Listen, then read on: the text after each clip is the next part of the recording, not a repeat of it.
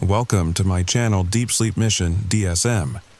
As we begin, I would be delighted if you could share your location in the comments below. It's truly inspiring to witness how far this content travels and to connect with viewers from across the world.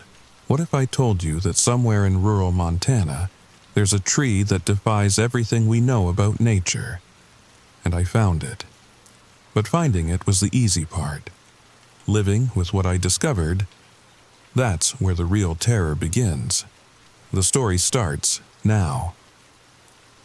My name is Sarah, and I used to think the strangest thing about moving to Millfield, Montana, was the fact that my nearest neighbor lived 3 miles away. I was wrong. Dead wrong. It started with the Craigslist ad. Unique farmhouse on 40 acres, must see to believe, serious inquiries only.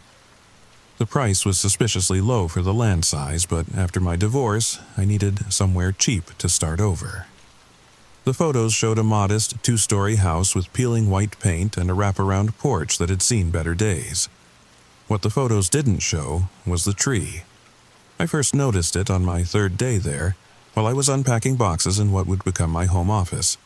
Through the window, about 50 yards behind the house, stood this massive oak tree. At least, I thought it was an oak tree. The trunk had to be 8 feet in diameter, and its branches spread out like arms reaching for something just beyond their grasp. But something was off about it. The leaves were the wrong shade of green. Too dark, too glossy. And there was something hanging from the branches that didn't look like acorns or any fruit I'd ever seen. I grabbed my binoculars, the ones I'd bought for bird watching but never actually used, and focused on those strange hanging objects. My blood went cold. They looked like no, that was impossible. They couldn't be what I thought they were, but as I adjusted the focus, the image became clearer. Hanging from nearly every branch were what appeared to be chunks of raw meat, pink and red and glistening in the afternoon sun. Some were small, like chicken breasts. Others were larger, resembling roasts or steaks. I blinked hard and looked again. Still there. What the hell? I whispered to my empty house. I spent the next hour convincing myself I was seeing things. Stress from the move. The divorce. Maybe I needed new glasses, but every time I looked out that window, the tree was still there, still bearing its impossible harvest. By evening, I couldn't take it anymore. I had to get closer. The walk across my backyard felt like it took forever. The grass was overgrown, reaching past my ankles, and with each step, the tree seemed to grow larger, more imposing. The smell hit me when I was still 20 feet away. A metallic, coppery scent that made my stomach turn. Up close, there was no denying what I was seeing. Meat. Actual meat, hanging from the branches like grotesque fruit. Some pieces looked fresh, others appeared to be aging, developing that darker color meat gets when it's been exposed to air for too long. A few had even started to cure, taking on an almost jerky-like appearance. I reached out to touch one of the lower hanging pieces, a chunk that looked remarkably like a ribeye steak, and immediately pulled my hand back. It was warm. Body temperature warm. That's when I noticed the ground beneath the tree. The grass was different here, lusher, greener, and scattered around the base of the trunk were what looked like bones. Small ones, mostly, the kind you might find after a barbecue. But there were larger ones too, ones that made my imagination run in directions I didn't want it to go. I backed away slowly, my heart pounding so hard I could hear it in my ears. Back in the house, I tried to rationalize what I'd seen. Maybe it was some kind of art installation left by the previous owner. Maybe someone was playing an elaborate prank. Maybe I was having some kind of breakdown. But deep down, I knew none of those explanations were true. I called my sister that night. "Jenny, this is going to sound crazy, but I think there's something wrong with my new place." "Wrong how? Foundation issues? Plumbing?" "No, it's—" I paused. staring out the window at the tree, which was now just a dark silhouette against the star-filled sky. There's this tree in my backyard, and it's growing meat instead of fruit. The silence on the other end of the line stretched on for so long I thought we'd been disconnected. "Sarah, are you okay? Like, really okay? Because that doesn't sound—" "I know how it sounds, but I'm looking at it right now. There are chunks of meat hanging from every branch." "Honey, when was the last time you slept? Really slept?" I wanted to argue with her, to insist that I wasn't losing my mind, but the exhaustion hit me all at once. I hadn't been sleeping well since the move. Hell, I hadn't been sleeping well since the divorce papers were signed 6 months ago. "Maybe you're right," I said. "Maybe I just need some rest." But after I hung up, I stood at the window for another hour, watching the tree. And I swear I saw something moving in its branches. I didn't sleep that night. Every time I closed my eyes, I saw those chunks of meat swaying in the breeze. When morning finally came, I made myself a strong cup of coffee and decided I was going to figure this out once and for all. First, I did what any rational person in the 21st century would do. I Googled it. Trees that grow meat returned mostly joke articles and obviously fake photos. Carnivorous trees gave me information about Venus flytraps and pitcher plants, but nothing like what was in my backyard. Montana unusual plants led me down a rabbit hole of local folklore and cryptid stories, but again, nothing that matched what I was seeing. Then I tried a different approach. I searched for the previous owners of my property. The house had belonged to a family named the Hendersons. Robert and Martha Henderson had lived here for 37 years before selling to me. I found their obituaries. Both had died within 6 months of each other, just 2 years ago. Natural causes, according to the records. Robert from a heart attack. Martha from complications related to pneumonia. But here's what bothered me. They'd listed the house for sale 3 months before Robert died, almost like they knew they needed to get out. I found a phone number for their daughter, Lisa, who lived in Billings. It took me 3 tries to work up the courage to call her. Henderson residence. "Hi, this is Sarah Mitchell. I bought your parents' house in Millfield, the old farm property." "Oh." Her voice immediately became guarded. "Is everything okay? Are there problems with the house?" "Well, yes and no. I was wondering if you could tell me about the tree in the backyard, the large oak tree." The silence that followed was different from my sister's silence the night before. This was the silence of someone who knew exactly what I was talking about. "You should sell the house," she said finally. "I'm sorry?" "Sell the house. Move away. Don't ask questions about the tree." "Lisa, I need to understand what I'm dealing with here. There's something very unusual about that tree, and—" "My parents fed it for 37 years, she interrupted. "Every day. Never missed a day. Even when they were sick, even when they were traveling, they made arrangements. Do you understand what I'm telling you?" My mouth went dry. Fed it what? Whatever it wanted, and it always let them know what it wanted. The line went dead. I sat there staring at my phone for a long time, trying to process what she'd just told me. Fed it for 37 years. Fed it what it wanted.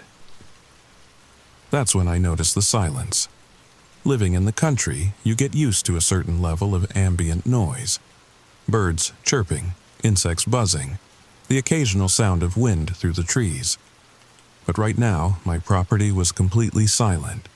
No birds, no insects, nothing. I looked out the window, and the tree seemed bigger somehow. Its branches were hanging lower, heavy with their grotesque fruit.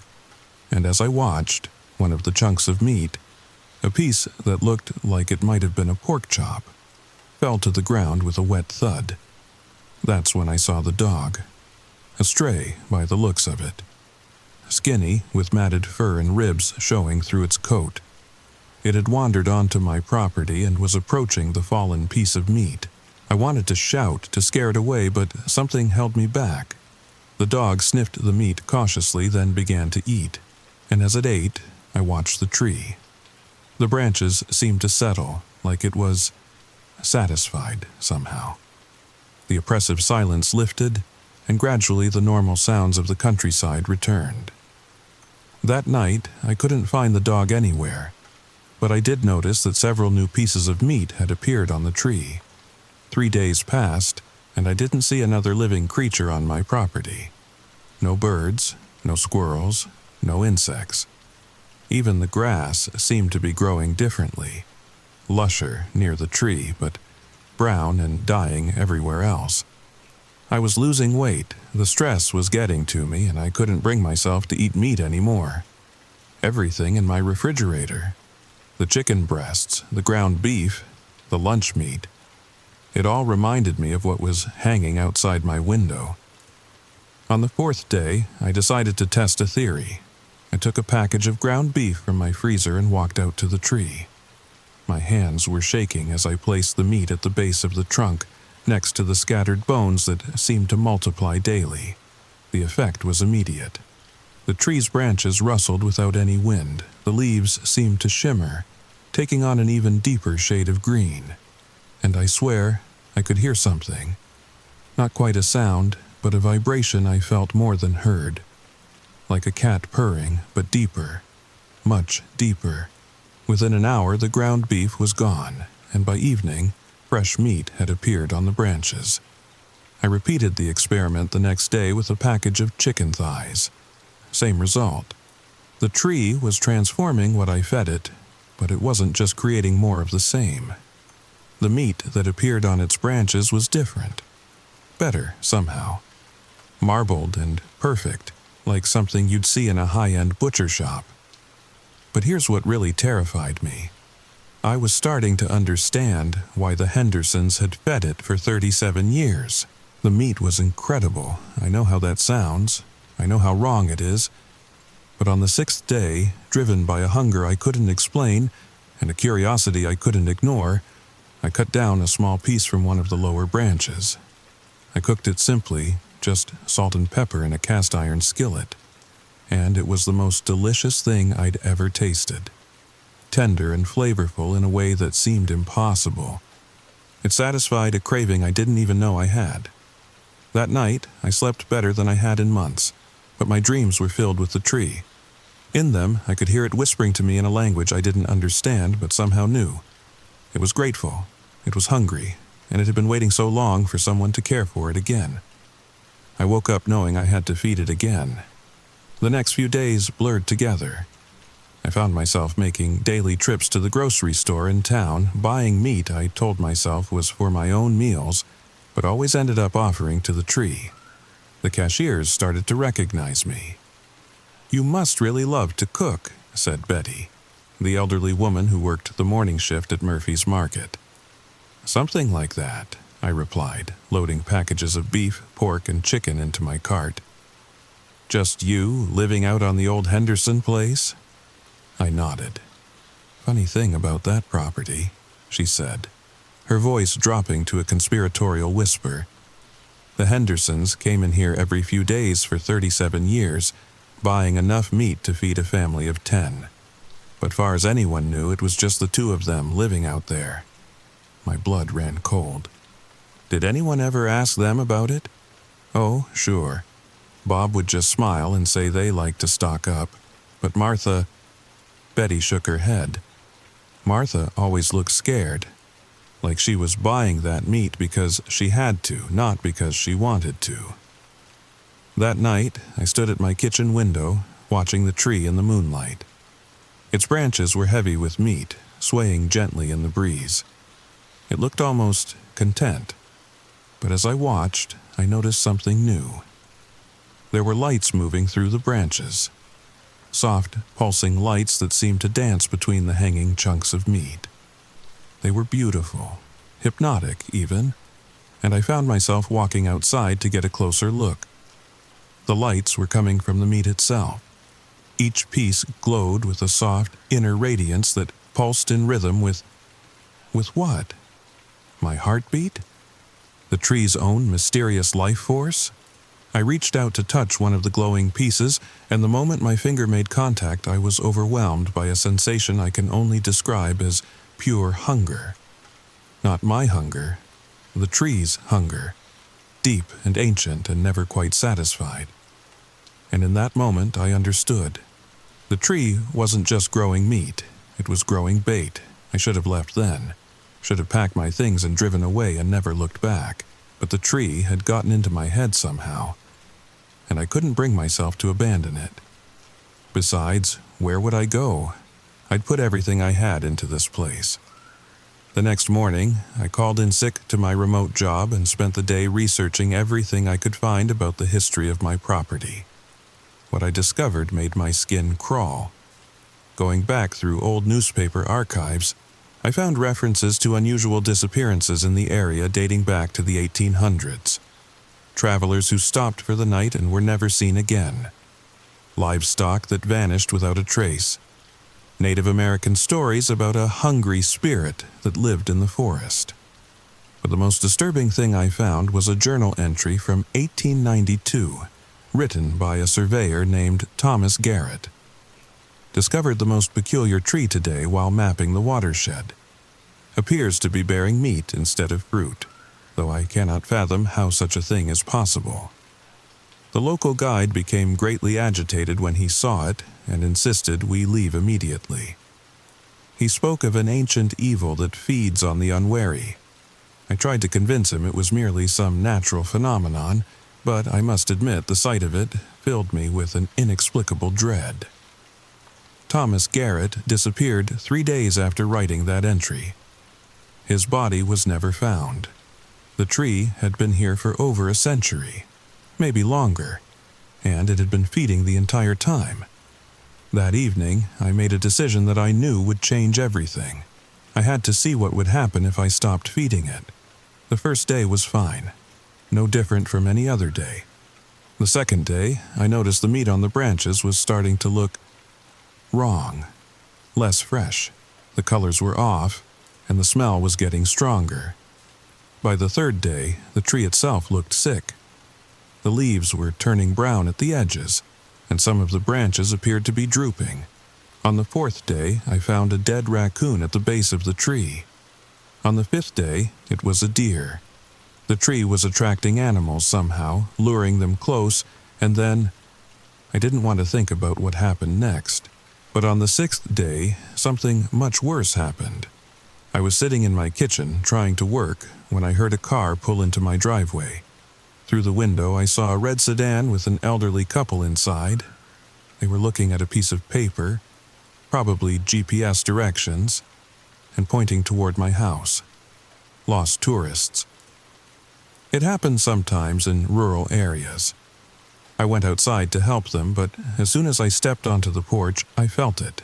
The tree was excited. The air itself seemed to vibrate with anticipation. "Excuse me," called the man, rolling down his window. "We're looking for Highway 89. I think we took a wrong turn somewhere." "You're about 5 miles off," I said, walking toward their car. But with each step, I could feel the tree's hunger growing stronger. "You'll want to go back the way you came and—" I stopped mid-sentence. The woman in the passenger seat was staring past me, her face pale with terror. She was looking at the tree. "Harold," she whispered. "Harold, look at that tree." The man followed her gaze, and his expression changed instantly. What in God's name? I turned around, and what I saw made my stomach drop. The tree was moving. Not swaying in the wind, but actually moving. Its branches were stretching toward us, reaching out like grasping fingers. The chunks of meat hanging from them were glowing brighter now, pulsing with that same hypnotic light I'd seen before. "You need to leave," I said urgently, "right now. Drive away and don't look back." But it was too late. The woman had gotten out of the car. She was walking toward the tree with slow, measured steps, her eyes fixed on the glowing meat. Her husband was calling her name, but she didn't seem to hear him. I ran after her, grabbing her arm. "Don't go near it." She looked at me with glassy, unfocused eyes. "It's so beautiful," she said, "and I'm so hungry." That's when I realized the truth. The tree didn't just grow meat to feed itself. It grew meat to feed others, to lure them close, to make them part of its eternal harvest. I managed to drag the woman back to the car, practically throwing her into the passenger seat while her husband gunned the engine. They sped away in a cloud of dust, leaving me alone with the tree, and the tree was angry. I could feel its rage washing over me in waves. The branches thrashed violently, and several pieces of meat fell to the ground with wet, sickening sounds. The glow from the remaining chunks intensified until it was almost blinding. That night, I didn't sleep at all. I sat by my window with a baseball bat in my hands, watching the tree. It never stopped moving, never stopped reaching toward the house. By morning, I knew what I had to do. I loaded my car with everything essential and left the rest behind. As I drove away, I looked in the rearview mirror one last time. The tree was covered in fresh meat, more than I'd ever seen before. And standing beneath it, barely visible in the shadows, was a figure. Too distant to make out clearly, but it looked like it might have been wearing a red shirt, like the shirt the elderly woman had been wearing yesterday. I drove straight through to Denver and checked myself into a hotel. I've been here for 3 days now, trying to figure out what to do next. I can't go back to the house, but I can't just leave that thing there either. The worst part? I'm starting to crave the meat again, that perfect, impossible flavor that nothing else can match. Sometimes I wake up in the middle of the night with my mouth watering, dreaming about the tree's harvest, and I know that eventually I'm going to go back. Because once you've fed the tree, once you've tasted what it offers, it never really lets you go. But first, I needed to understand what I was truly dealing with. So I kept digging. What I found in the next few days of research made everything so much worse. There was a pattern, a horrible, undeniable pattern stretching across decades. Properties in rural areas, always isolated, always sold below market value, always with a history of unexplained disappearances. And always there were stories about unusual trees.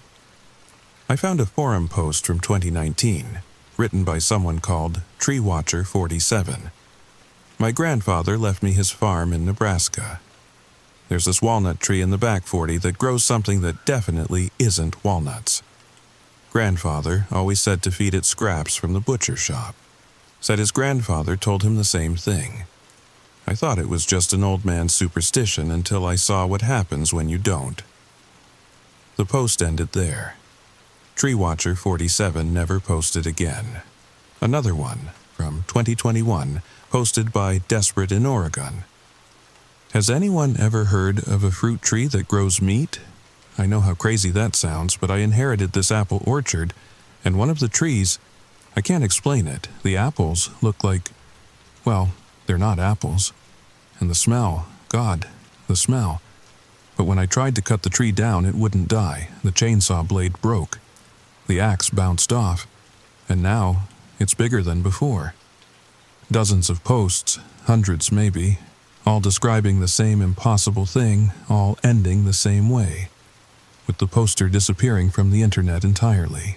But here's what really chilled me to the bone. I started recognizing some of the locations, places I'd driven through on road trips, small towns I'd visited with my ex-husband, communities that seemed just a little too quiet, a little too empty. How many of these trees were out there? How many people had fed them over the years? How many had simply vanished? I tried calling the numbers I found connected to some of these posts. Most were disconnected. The few that still worked, well, let's just say the conversations were short and terrifying. "Don't go looking for it," whispered a woman who answered a number traced to Tree Watcher 47's post. "Don't even think about it.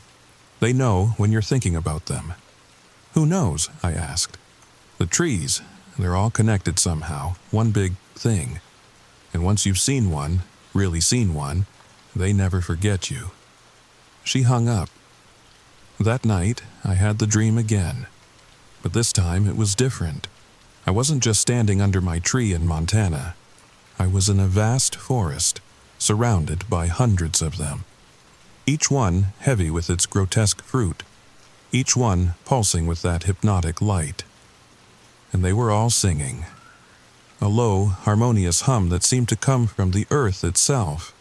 In the dream, I understood. These weren't separate entities. They were all part of something larger. Something ancient that had been growing, spreading for centuries, maybe millennia, and I was connected to it now, whether I wanted to be or not. I woke up with the taste of that perfect meat still on my tongue. The next morning, I made a decision that terrified me even as I knew it was inevitable. I was going to go back. Not to my house, not yet, but to find the others. The people who'd posted online, who'd lived with these trees, who'd fed them and tasted their impossible harvest. I needed to know how many of us there were.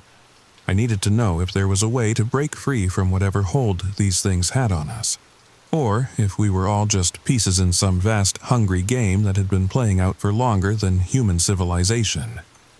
I checked out of the hotel and got back in my car, but instead of heading home to Montana, I drove toward Nebraska, toward Tree Watcher 47's farm, toward answers I wasn't sure I wanted to find. Because deep down, beneath all my fear and revulsion, there was something else growing. Something that scared me more than the tree itself. I was excited to see another one, excited to taste that flavor again, excited to be part of something so much bigger than myself. And that excitement, that hunger, it felt like it was coming from somewhere else, like it wasn't entirely my own, like the tree was still feeding me, even from hundreds of miles away. So tell me, what would you do? Would you have the strength to stay away? Or would the hunger eventually call you home? And here's the question that keeps me awake at night. If the tree has been there for over a century, growing its grotesque fruit, feeding on whoever comes near, how many other trees like it are out there? How many other people are living with this terrible secret, making their daily offerings, becoming part of something ancient and hungry?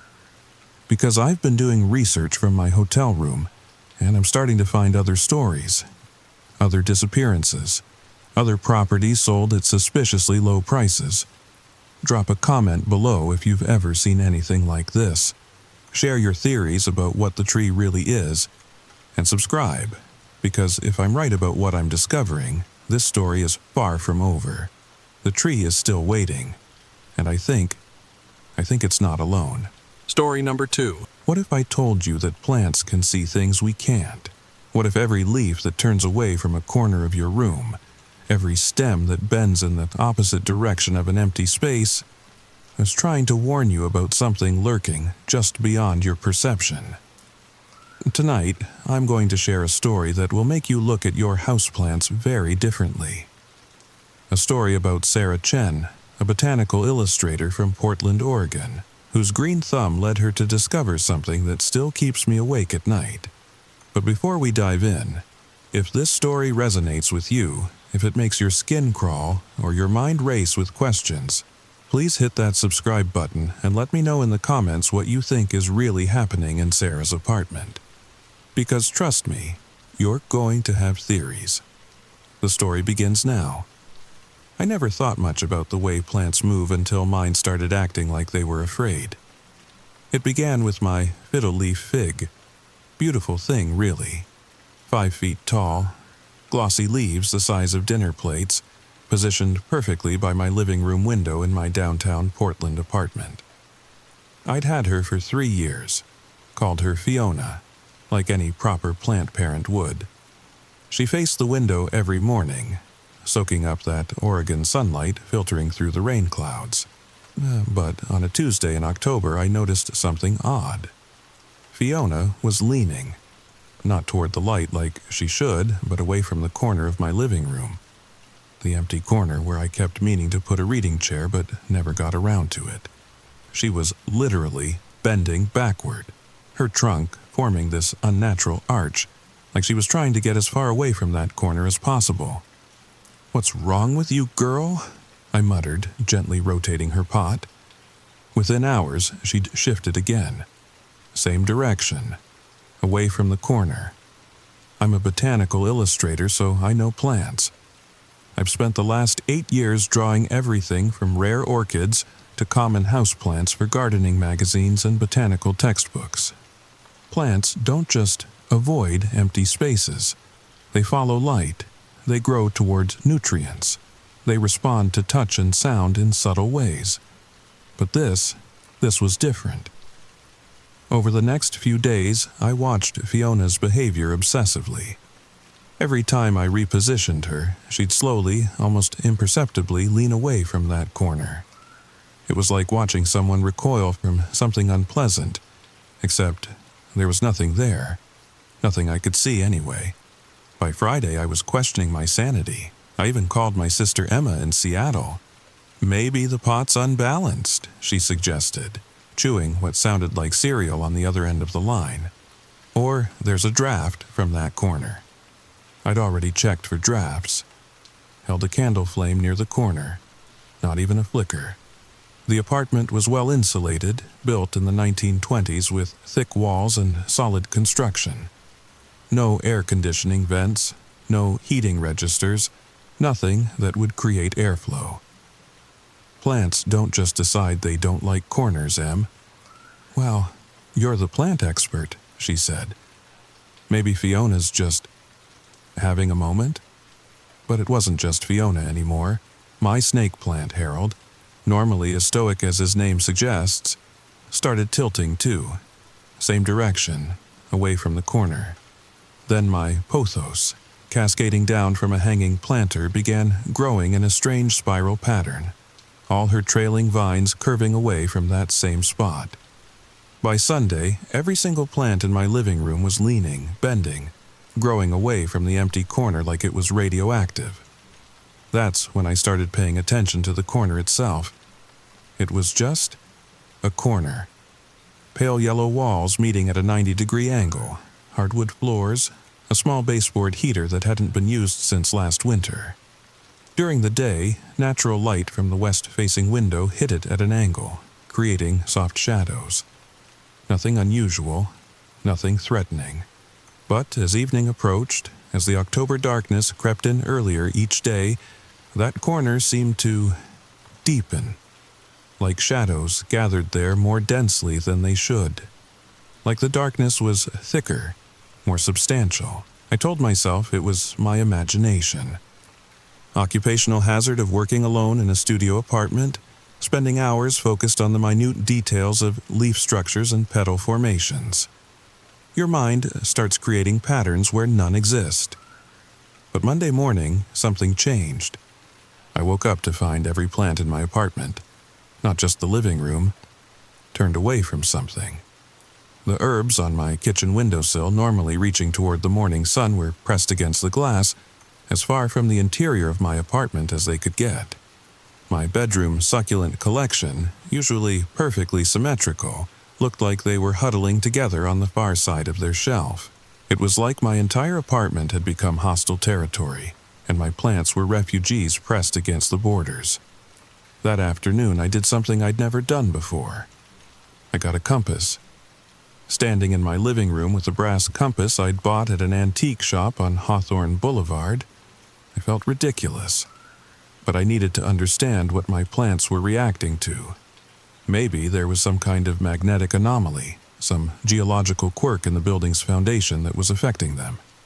The compass needle pointed north, steady and true, until I approached the corner. 3 feet away, the needle began to tremble. 2 feet away, it started spinning lazily. At 1 foot from the corner, it spun frantically, like it couldn't decide which direction was north. My hands were shaking as I held the compass closer. Right at the corner, pressed against the wall, the needle went completely still. Not pointing north, not pointing anywhere, just dead. I pulled the compass away, and immediately the needle snapped back to north. "Okay," I whispered to my empty apartment. That's definitely not normal. I tried 3 different compasses over the next 2 days. All showed the same behavior. Something in that corner was interfering with magnetic fields in a way I'd never seen before. But here's what really unsettled me. When I researched magnetic anomalies online, I found that many animals can sense magnetic fields. Birds use them for navigation. Some mammals have magnetoreceptors. Even bacteria orient themselves using Earth's magnetic field. Plants, though? The scientific literature was sparse, but there were studies suggesting that plants might be more sensitive to electromagnetic changes than we realized. Some research indicated they could detect magnetic field variations that preceded earthquakes, changes in atmospheric electrical activity. What if my plants weren't avoiding the corner because of something visible or tangible? What if they were sensing something else entirely? Something that existed just outside human perception? That night, I barely slept. Every small sound seemed amplified. The building settling, my upstairs neighbor walking across their floor, the distant hum of traffic on Burnside Street. But underneath it all, there was something else. A quality to the silence that felt occupied. Around 3 in the morning, I got up to use the bathroom. As I passed through the living room, moonlight streaming through the window, I glanced at the corner. For just a moment. Maybe it was the shadows. Maybe it was my sleep-deprived mind. But the darkness there seemed to shift, like something large and patient was settling into a more comfortable position. I stood there for what felt like hours, staring at empty space, waiting for something to happen. Nothing did. But Fiona, my fiddle-leaf fig, creaked softly in the darkness, the sound a tree makes when wind bends its branches. Except there was no wind. The next morning, I called in sick to work. I couldn't concentrate on drawing delicate botanical illustrations when my own plants were exhibiting behavior I couldn't explain. Instead, I spent the day researching, diving deep into plant biology, electromagnetic sensitivity, anything that might explain what I was witnessing. That's when I found Dr. Elizabeth Hartwell's research. Dr. Hartwell was a botanist at Oregon State University who'd spent 20 years studying plant responses to environmental stimuli. Her papers were technical, filled with terms like electrochemical signaling and bioelectric field detection. But buried in the academic language was something fascinating. Plants, she argued, were far more perceptive than we gave them credit for. They could detect changes in atmospheric pressure hours before storms, sense the approach of insects through vibrational frequencies in the soil, even respond to the electromagnetic signatures of different organisms. Plants, she wrote in a 2019 paper, exist in a sensory world we barely comprehend. They perceive their environment through mechanisms we're only beginning to understand. I found her email address on the university website and sent her a message, describing what I was experiencing. I tried to sound scientific, objective, but reading back my email, I sounded like someone reporting a ghost sighting. She responded within hours. "Sarah, I'd like to see this for myself. Would you be available for a visit this weekend?" Dr. Hartwell arrived Saturday afternoon, carrying a metal case filled with instruments I couldn't identify. She was younger than I'd expected, maybe early 40s, with graying hair pulled back in a practical ponytail and the kind of intense focus that made me immediately trust her expertise. She spent an hour examining my plants, taking notes in a leather-bound journal, occasionally making soft sounds that could have meant anything. "Tell me exactly when this behavior started," she said, kneeling beside Fiona and gently touching one of the tilted leaves. I walked her through the timeline, the gradual shift in Fiona's positioning, the way other plants had followed suit, the compass readings, everything I'd observed over the past 2 weeks. "And this corner," she said, approaching the space my plants avoided. "Has anything changed about it recently? New electrical wiring, plumbing work, anything installed or removed?" "Nothing.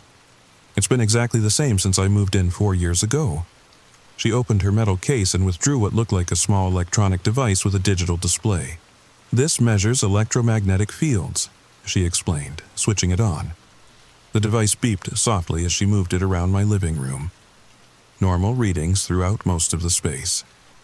But as she approached the corner, the beeping became rapid, urgent. The digital numbers climbed higher and higher until, right at the corner, the device let out a continuous high-pitched whine. "Fascinating," she murmured, making notes. "The electromagnetic signature here is unusual. Not just strong, but complex. Multiple frequencies layered together in a pattern I've never seen before." "What does that mean?" She was quiet for a long moment, staring at her readings.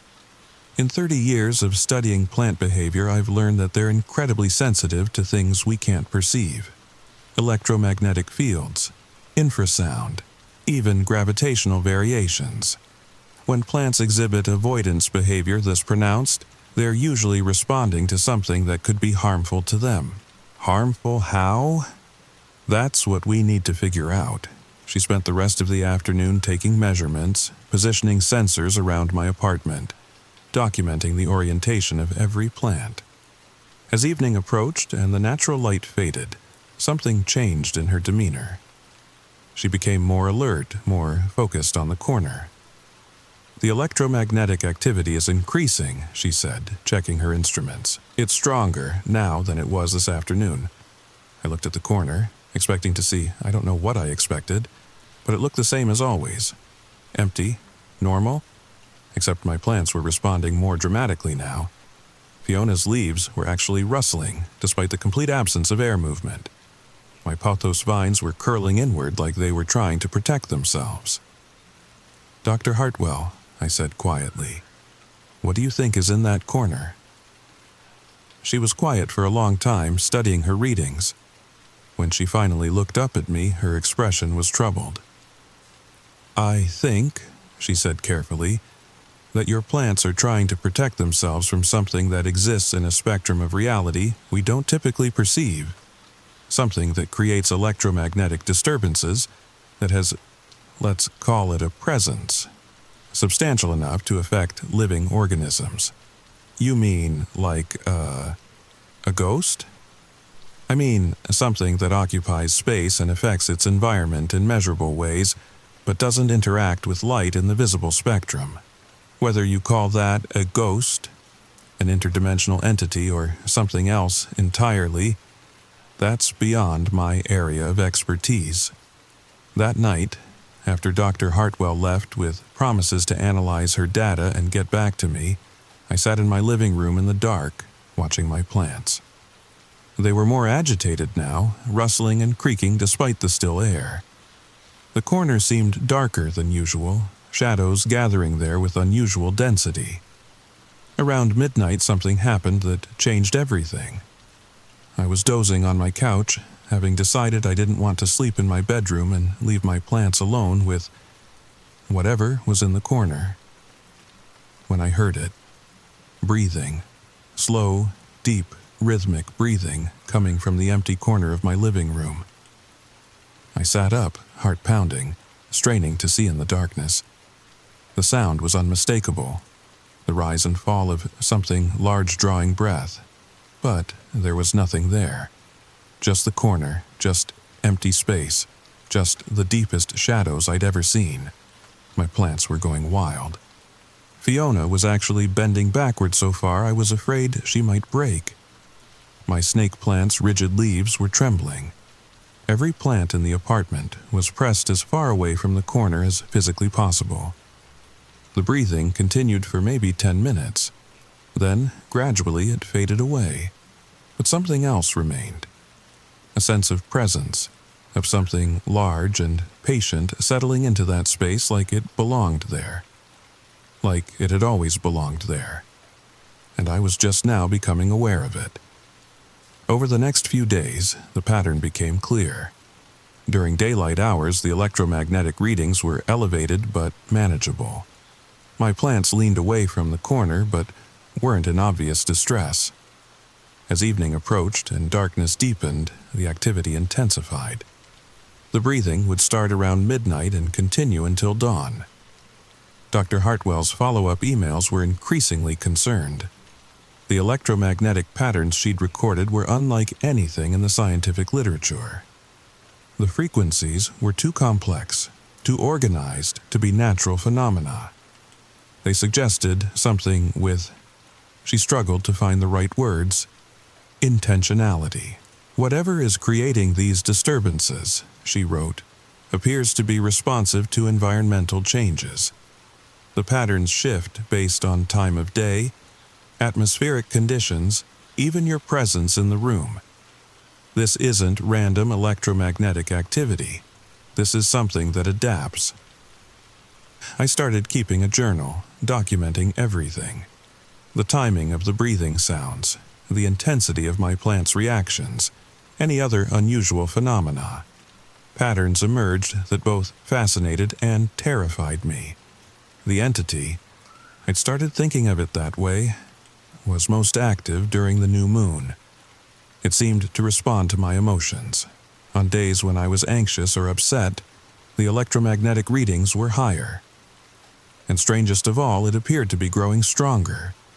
The corner that had once held ordinary shadows now seemed to contain something almost solid. During the deepest part of night, I could swear I saw the darkness shift and move, like a massive form adjusting its position. My plants were no longer just leaning away from the corner. They were dying. Fiona's leaves started dropping despite perfect care. My snake plant developed brown spots that spread like an infection. Even my hardy pothos, which had thrived for years, began yellowing and wilting. Whatever was in that corner was affecting them on a cellular level. That's when I made a decision that still haunts me. 3 weeks after Dr. Hartwell's visit, on a moonless October night when the breathing from the corner was so loud I could hear it from my bedroom, I decided to make contact. I approached the corner with a digital voice recorder, my hands shaking so badly I could barely press the record button. "I know you're there," I whispered to the empty space. "My plants know you're there. You're hurting them, and I need to understand why." The breathing stopped. The silence that followed was so complete, so absolute, that I could hear my own heartbeat thundering in my ears. Then, barely audible through the recorder's speakers, a voice. Not words, exactly. More like the memory of words, the echo of communication in a frequency just below human hearing. But somehow, impossibly, I understood. "I have always been here. You have only now learned to perceive me. You're growing things. They have always known. They bend away because my presence reminds them of endings, of the spaces between life and what comes after. I am not harmful by intention. I simply exist in the margins of your reality, and existence in those margins changes things, makes them less alive." I stared at the darkness, trying to process what I was hearing. What are you? I am what remains when everything else has been stripped away. The echo in empty rooms, the weight of unoccupied space. I am the darkness that exists not because light is absent, but because something needs to fill the void. And I am growing stronger because you acknowledge me, because your awareness feeds my ability to affect your world. The implications hit me like ice water. By recognizing the entity, by studying it and trying to understand it, I was somehow making it more real, more powerful. My plants. They will continue to fade as long as I remain strong. They are too sensitive to exist near me without suffering. You must choose. Choose what? But the presence was already fading. The electromagnetic readings on Dr. Hartwell's abandoned equipment were dropping. The suffocating weight in the corner was lifting. Choose what you can live with. The voice faded, leaving me alone with my dying plants and the suffocating weight of a decision I wasn't ready to make. But the entity had given me more than just a choice. It had given me information. And information I've learned can be both a blessing and a curse. Over the next few days, I dove deeper into research. If this thing existed in the margins of reality, if it fed on awareness and acknowledgement, then maybe there were others who had encountered similar phenomena.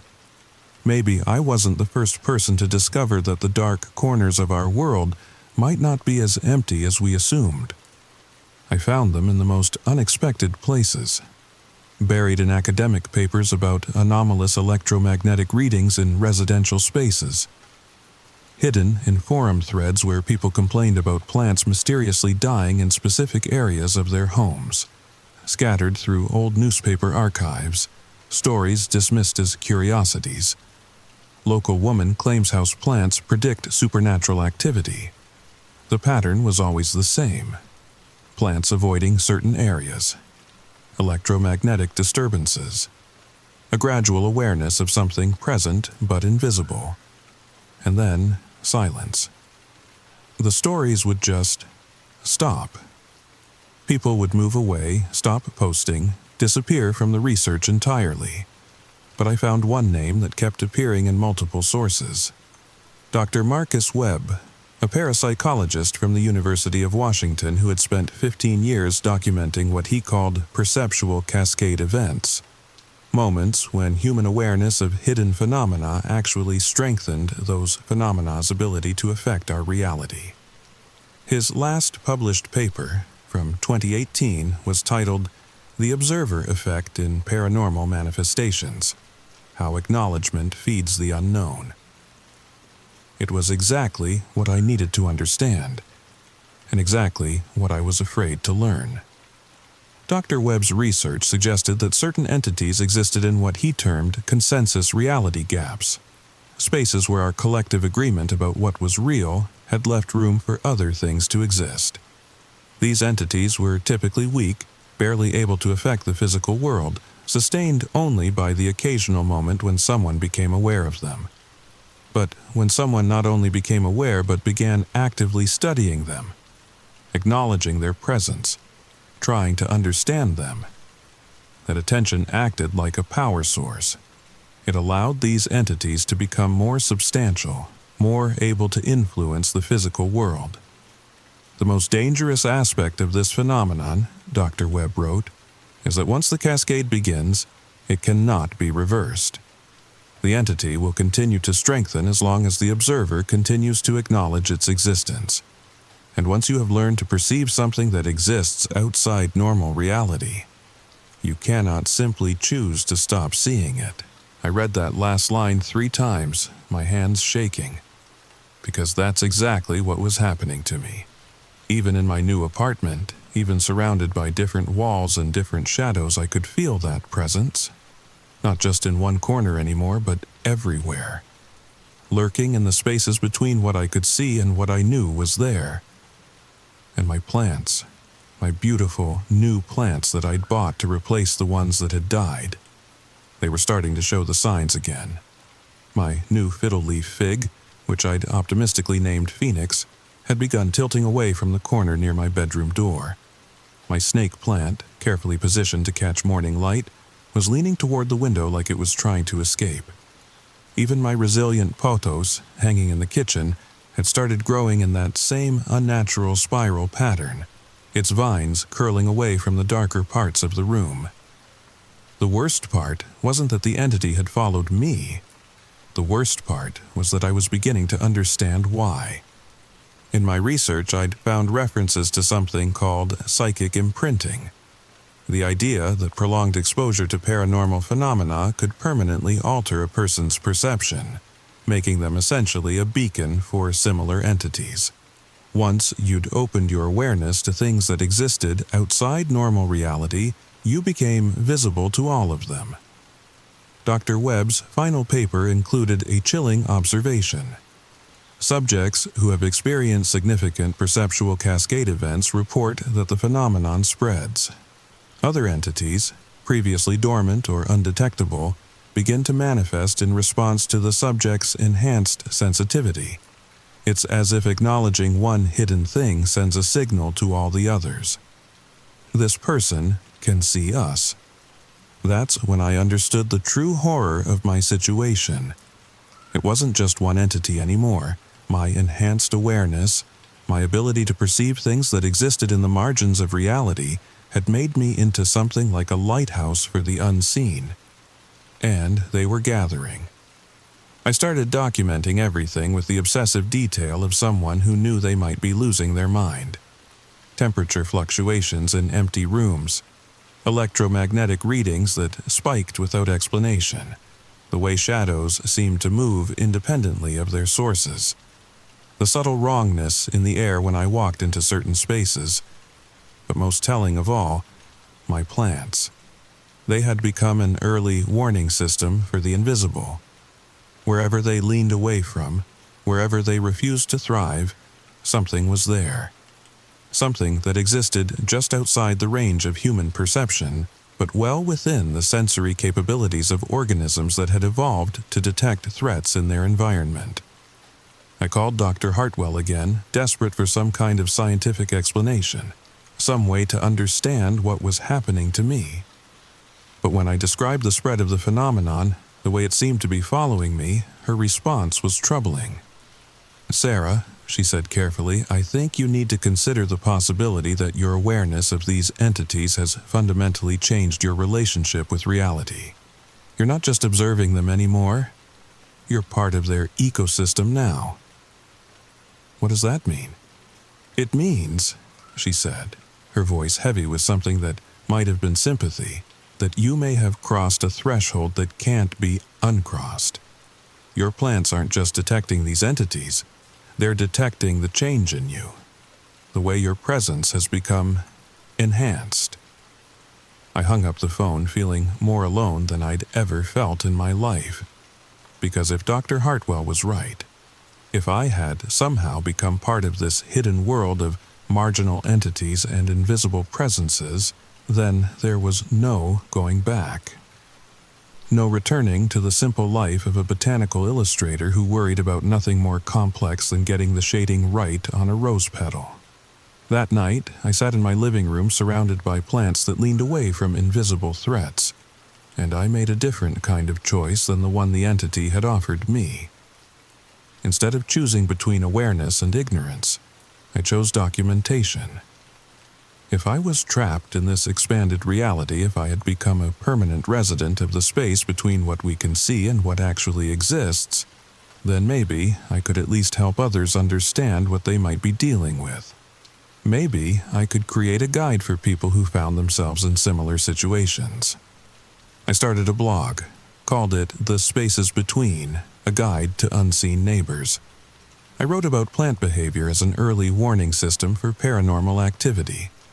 I documented electromagnetic patterns that might indicate non-physical presences. I created a community for people who had experienced similar phenomena. The response was immediate and overwhelming. Hundreds of people reached out, sharing their own stories of plants that avoided certain areas, of shadows that moved wrong, of the gradual realization that their homes were shared with things they couldn't quite perceive. But with each story I collected, with each person I helped understand their situation, I could feel the presence around me growing stronger, because I wasn't just acknowledging these entities anymore. I was teaching others to acknowledge them too. Dr. Webb had been right about the cascade effect, and I was at the center of an expanding wave of awareness that was making the invisible world more visible with each passing day. That was 6 months ago. I moved out of the apartment the next week. Couldn't bear to watch my plants die, couldn't sleep knowing that something was growing stronger in my living room, fed by my awareness of it. But here's the thing that keeps me awake at night. The thing I haven't told Dr. Hartwell or my sister or anyone. I can still hear the breathing, not just in that apartment but everywhere now. In the corners of my new place, in the shadows of coffee shops, in the dark spaces between buildings. Once you learn to perceive something that exists in the margins of reality, you can never unperceive it. And my new plants? They're starting to lean away from corners too. The entity told me I had to choose what I could live with, but I don't think it meant choosing between my plants and its presence. I think it meant choosing between awareness and ignorance, between seeing the hidden things that share our world and pretending they don't exist. And now that I see them everywhere, now that I understand what my plants have been trying to warn me about all along, I'm not sure which choice is worse. So I have to ask you, have you ever noticed your plants avoiding certain corners of your home? Leaning away from empty spaces for no apparent reason? Because if you have, if you start paying attention to what they're trying to tell you, you might discover that some shadows are deeper than they should be, and some darkness breathes back. What do you think is really hiding in the corners of our homes? Share your theories in the comments below, and don't forget to subscribe for more stories from the spaces between reality and perception. Because once you start seeing, you can never unsee. Story number 3. What if I told you that someone could disappear from a sealed operating room while performing surgery? What if their hands were literally inside a patient's chest cavity one moment, and the next, they were just gone? No trace, no explanation, just empty scrubs falling to the floor. This isn't fiction. This happened at St. Mary's General Hospital in Cleveland, Ohio, 3 months ago, and I was there when it happened. I'm Dr. Sarah Chen, head anesthesiologist at St. Mary's, and what I witnessed that night, it changed everything I thought I knew about reality itself. But here's what really keeps me awake at night. The patient survived. The surgery was completed, and nobody can explain how. The story I'm about to tell you will make you question everything you think you know about the world around us.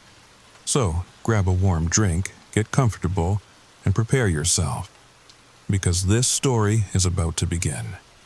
The fluorescent lights in Operating Room 7 had been flickering all evening, casting these strange dancing shadows across the sterile walls. I should have known something was off right from the start. 23 years in the medical field, and you develop this sixth sense about when things are about to go sideways. It was October 15th, a Tuesday night that felt more like a Friday the 13th. The kind of shift where everything that could go wrong did go wrong. We'd already had 2 emergency surgeries that evening, both trauma cases from a multi-car accident on I-90. The whole hospital felt charged with this electric tension. Dr. Marcus Webb was scheduled for the 3rd surgery of the night, a routine cardiac bypass on a 54-year-old construction worker named Jim Patterson. Jim had been putting off this surgery for months, scared about going under the knife.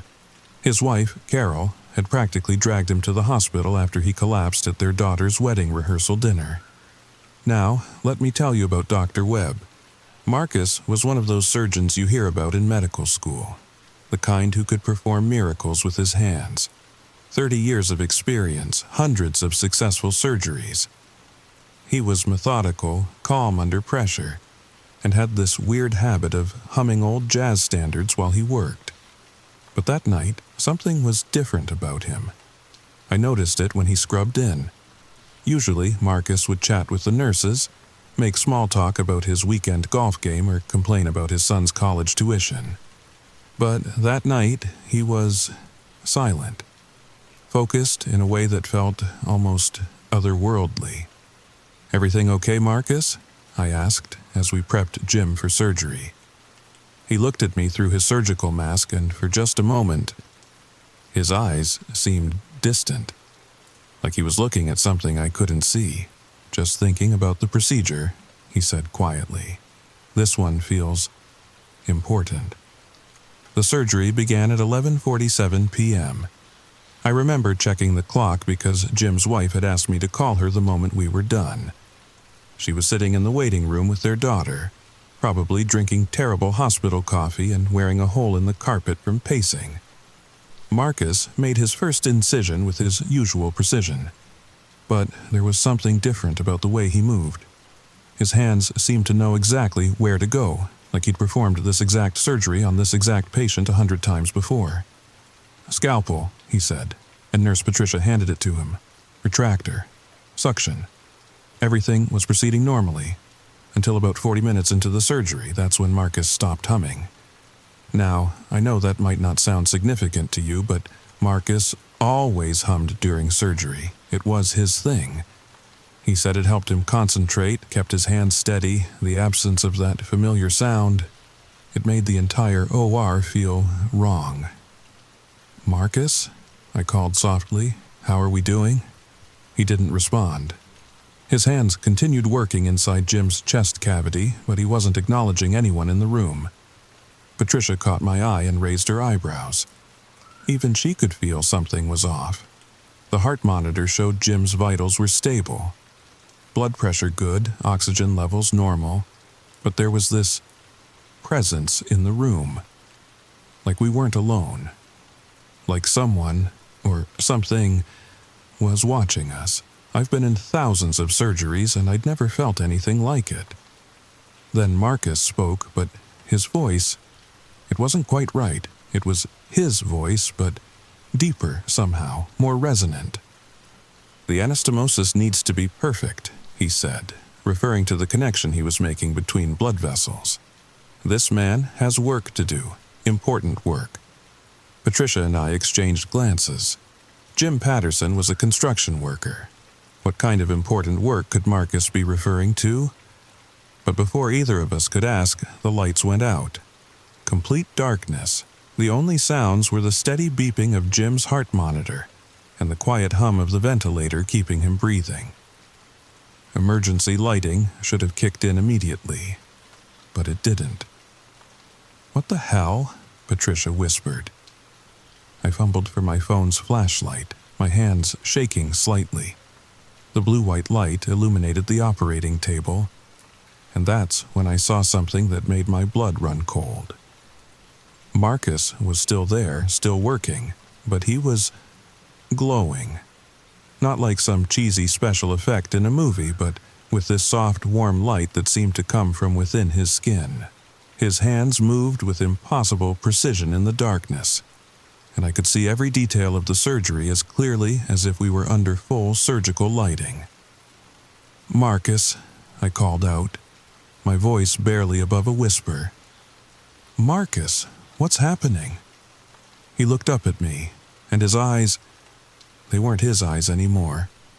They were the same brown color, the same shape, but they held this knowledge, this ancient understanding that no human should possess. "He's going to save 17 people," Marcus said in that strange resonant voice. "A school bus accident. Next Thursday, 3:17 p.m. on Route 22. If his heart doesn't work perfectly, those children won't make it home." I felt like I was in a dream. A very vivid, very terrifying dream. "Marcus, you're scaring me," Patricia whispered from across the table. But Marcus wasn't listening to us anymore. His hands continued their impossible work in the darkness, guided by that ethereal light that surrounded him. I watched in fascination and terror as he completed the most complex part of the bypass surgery. Work that should have required perfect lighting and complete concentration. The emergency lights finally flickered on about 3 minutes later. The regular fluorescence remained dead, but the backup systems cast everything in this dim, reddish glow that made the entire scene feel like something out of a nightmare. That's when things got really strange. Marcus finished the last suture and stepped back from the table. The soft glow around him began to fade, and for a moment, he looked like himself again. Tired, focused, professional doctor Marcus Webb. "How's he looking, Sarah?" he asked, as if nothing unusual had happened. I checked Jim's vitals on the monitor. Everything was perfect. Better than perfect, actually. His heart was beating with a rhythm and strength that most 20-year-olds would envy. He's stable," I managed to say. "Vitals are excellent."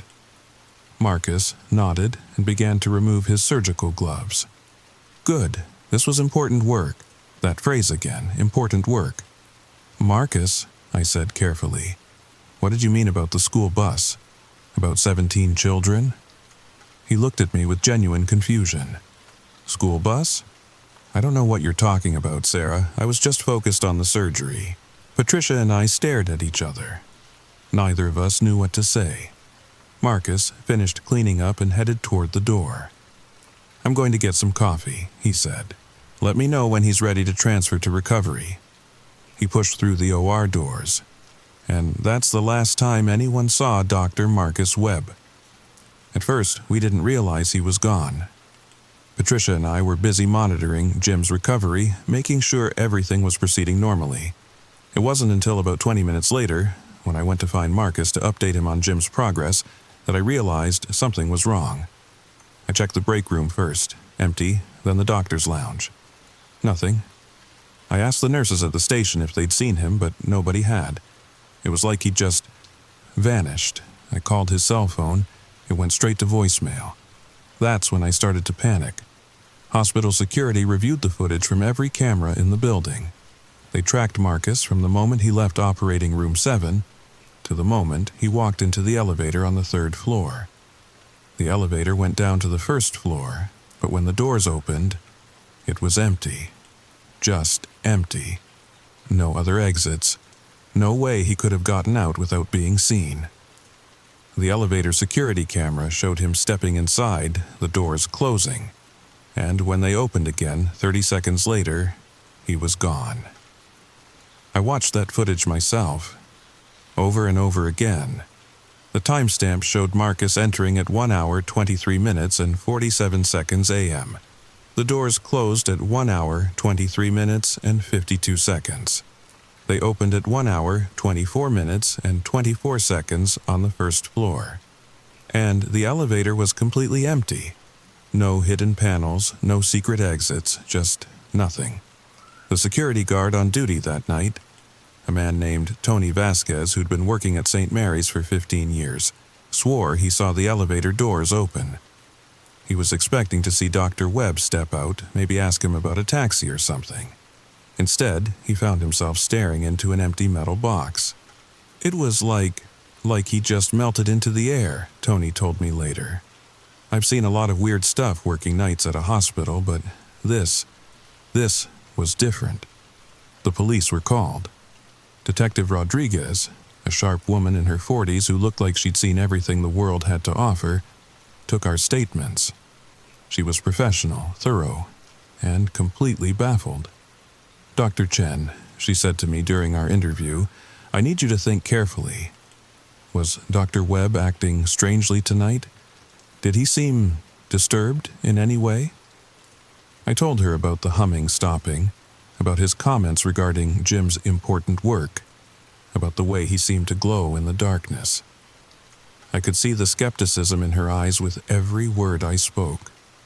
"And you, Nurse Patricia," Detective Rodriguez continued, "you witnessed these same phenomena?" Patricia nodded slowly. "I know how it sounds, but something was different about Dr. Webb tonight. Something I can't explain." The detective closed her notebook.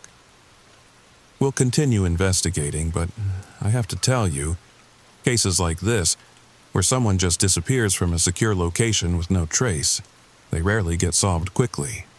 But the investigation revealed more disturbing details. Hospital maintenance reported that the temperature in operating room 7 had dropped 15 degrees during Marcus's surgery, something that should have been impossible with the heating system running normally. The backup generators that powered the emergency lighting had no record of being activated, yet multiple staff members witnessed them turning on. Most unsettling of all, the blood bank reported a discrepancy. They'd prepared 4 units of O-negative blood for Jim Patterson's surgery, a standard protocol for a cardiac bypass. But when they did inventory the next morning, all 4 units were still there, unused. The surgery records showed that Jim had lost significant blood during the procedure, yet somehow no transfusion had been necessary. Dr. Amanda Foster, the hospital's chief of staff, called me into her office 3 days after Marcus disappeared. "Sarah," she said, her voice carefully controlled, "I need to ask you something, and I need you to be completely honest with me." I sat across from her mahogany desk, surrounded by medical journals and certificates that spoke to 30 years of dedicated service. Amanda had always been a straight shooter, someone who dealt in facts and evidence. What she said next surprised me.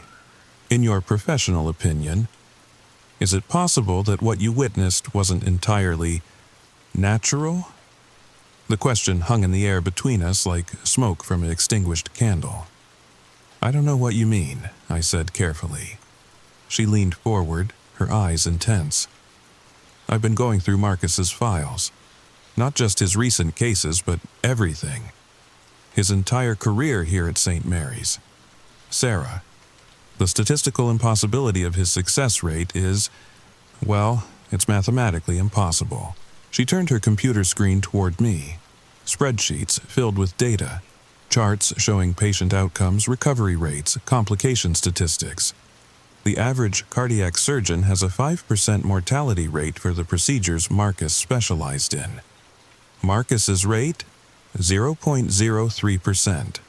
Over 30 years. That's not skill, Sarah.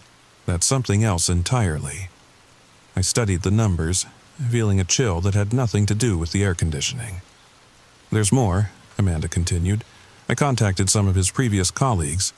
Dr. Webb worked at Massachusetts General before coming here, then Johns Hopkins before that. Same pattern everywhere he went. Impossible success rates, miraculous recoveries, and then he'd move on. She pulled out a manila folder thick with documents. This goes back to his residency in 1993, Chicago General Hospital. Even then, his supervising physicians noted unusual intuitive abilities and an almost supernatural understanding of human anatomy. One of his professors wrote in his evaluation that Marcus seemed to know things about his patients that weren't in their medical histories. My hands trembled slightly as I turned through the pages. Performance reviews, patient testimonials, newspaper clippings about remarkable recoveries. 30 years of impossible medicine. Amanda, I whispered, what are you suggesting? She was quiet for a long moment, staring out her office window at the Cleveland skyline. I'm suggesting that maybe Dr. Marcus Webb wasn't entirely human, and maybe that's exactly what some of our patients needed. But here's the thing that really got to me. Jim Patterson's surgery was perfect. I mean, textbook perfect, better than textbook. When the cardiologist reviewed the work the next morning, he called it the most beautiful bypass surgery I've ever seen. The surgical notes that Marcus had dictated were found on his desk the next morning, written in his neat handwriting. But they contained details about Jim's anatomy that hadn't been visible during the surgery. Information about scar tissue from a childhood injury that wasn't in Jim's medical history. Predictions about his recovery timeline that proved accurate to the day. It was like Marcus had somehow seen inside Jim's body. Not just during the surgery, but throughout his entire life. Jim recovered faster than anyone expected. He was home within 4 days, feeling better than he had in years. His wife, Carol, called me personally to thank the surgical team. Dr. Chen, she said, her voice thick with emotion. I don't know what you all did, but my husband is like a new man. He's talking about going back to work, maybe even taking that trip to Yellowstone we've been planning for 20 years. It's like someone gave him his life back. And exactly 1 week after his surgery, something happened that made my blood run cold. I was getting ready for work when the news came on. A school bus accident on Route 22. The bus had blown a tire and was heading straight for a ravine when an off-duty construction worker named Jim Patterson risked his own life to help the driver regain control. The news reporter, a young woman with perfectly styled hair and concerned eyes, described how Jim had been driving home from a job site when he saw the bus swerving. Without hesitation, he'd pulled his truck in front of the bus, using it as a barrier while shouting instructions to the driver through his open window. The bus driver, a 23-year-old named Maria Santos, later said that Jim's calm voice and quick thinking had saved her from panic. 17 children on that bus. All of them made it home safe because of Jim's quick thinking and strong heart.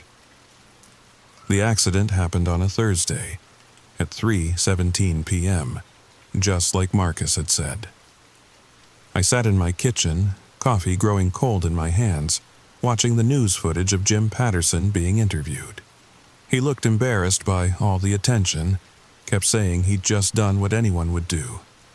But I could see something in his eyes. A vitality, a strength that seemed to radiate from within. That was Marcus's work. Somehow, some way, Marcus had known this moment would come, and he'd made sure Jim Patterson's heart would be strong enough to meet it. I tried calling Detective Rodriguez, but she'd been reassigned to another case. The Marcus Webb investigation was being handled by a different department now, filed away with all the other unsolved mysteries. But I couldn't let it go. I started digging into Marcus's background, looking for anything that might explain what happened that night. What I found, well, it raised more questions than it answered. I spent weeks in the hospital's archive room, going through boxes of old medical records. The basement storage area smelled like dust and forgotten years, fluorescent lights humming overhead as I searched through decades of patient files. Dr. Marcus Webb had been performing miracles his entire career. Not just good surgery, actual miracles. Patients who should have died, walking out of the hospital perfectly healthy. Complex procedures that should have taken hours, completed in half the time with impossible precision. I found medical records going back 30 years. Every single surgery Marcus had performed had this same pattern.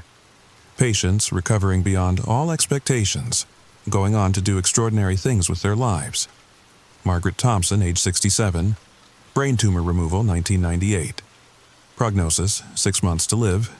Outcome, lived another 25 years and established a foundation that funded childhood cancer research. Her work led directly to breakthrough treatments that saved thousands of young lives. David Kim, age 34. Emergency heart surgery after a massive coronary, 2003. Should have been permanently disabled. Outcome, became a paramedic who pioneered new CPR techniques, personally saving over 200 lives during his career. Lisa and Matthew Rodriguez, conjoined twins, separated by Marcus in 2007. The surgery was considered impossible by every other surgeon consulted. Outcome, both children grew up healthy. Lisa became a pediatric surgeon. Matthew, a biomedical engineer who developed revolutionary prosthetic devices. A woman whose brain tumor removal led to her discovering a cure for a rare childhood disease. A man whose heart transplant gave him the strength to become a volunteer firefighter who saved dozens of lives. Children whose corrective surgeries allowed them to grow up and become teachers, doctors, researchers. People who changed the world in small but significant ways. It was like Marcus wasn't just fixing medical problems. He was fixing the future itself. But the most disturbing discovery came when I found Marcus's personnel file from his first day at St. Mary's. The employment application, filled out in his neat handwriting, contained information that should have been impossible. Under previous experience, he'd listed hospitals and dates going back to 1962. If that were true, Marcus would have been in his 80s, but he looked no older than 55. Under medical school, he'd written various institutions, 1,960 to 1,964 inches. When I tried to verify this information, I found that 3 of the 4 schools he'd listed had no record of a Marcus Webb ever attending. Most unsettling of all was his emergency contact information. Instead of a family member or friend, he'd listed simply, St. Michael's Registry, Celestial Division. There was no phone number, no address, just those 6 words, written in ink that had somehow remained perfectly clear despite being over 30 years old. I showed the file to Amanda, who stared at it in silence for several minutes. "Sarah," she finally said, "I think we need to accept that we may never understand what Dr. Marcus Webb really was, but I think we can be grateful for what he accomplished while he was here." She was right, of course, but understanding and acceptance are 2 very different things, and I was nowhere near ready for either. 3 months have passed since that night in Operating Room 7, and I still don't have answers. Not real answers, anyway, but I have theories, Theories that keep me awake at night, staring at the ceiling and wondering about the nature of reality itself. What if some people aren't meant to be here in the traditional sense? What if they're here for a specific purpose, and once that purpose is fulfilled, they move on? Marcus Webb's apartment was found exactly as he'd left it that morning. Coffee mug in the sink, newspaper folded on the kitchen table, his golf clubs by the front door. His car was still in the hospital parking garage. His bank accounts remained untouched. But when the police searched his apartment more thoroughly, they found things that raised even more questions. His medicine cabinet contained prescription bottles for medications that didn't exist, at least not according to any pharmaceutical database they could access. The labels were printed in a font that no computer recognition software could identify. His bookshelf held medical textbooks that wouldn't be published for another 5 years, according to the publication dates. When investigators tried to contact the publishers, they were told that no such books were in development. Most unsettling of all was his bedroom. The walls were covered with what appeared to be star charts, but not any constellations visible from Earth. The astronomical positions didn't match anything in known space. It was as if Marcus had been mapping the movement of celestial bodies from somewhere else entirely. His neighbors described him as quiet, polite, but strangely timeless. Mrs. Helen Kowalski, who lived in the apartment next to his for 12 years, said Marcus looked exactly the same the day he moved in as the day he disappeared. Never aged a day, she told Detective Rodriguez. Not a single gray hair, not a new wrinkle. I used to joke that he'd found the fountain of youth, but now I'm not so sure it was a joke.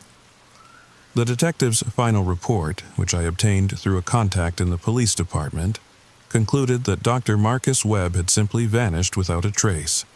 No evidence of foul play, no indication of mental distress, no financial problems that might have motivated him to start a new life elsewhere.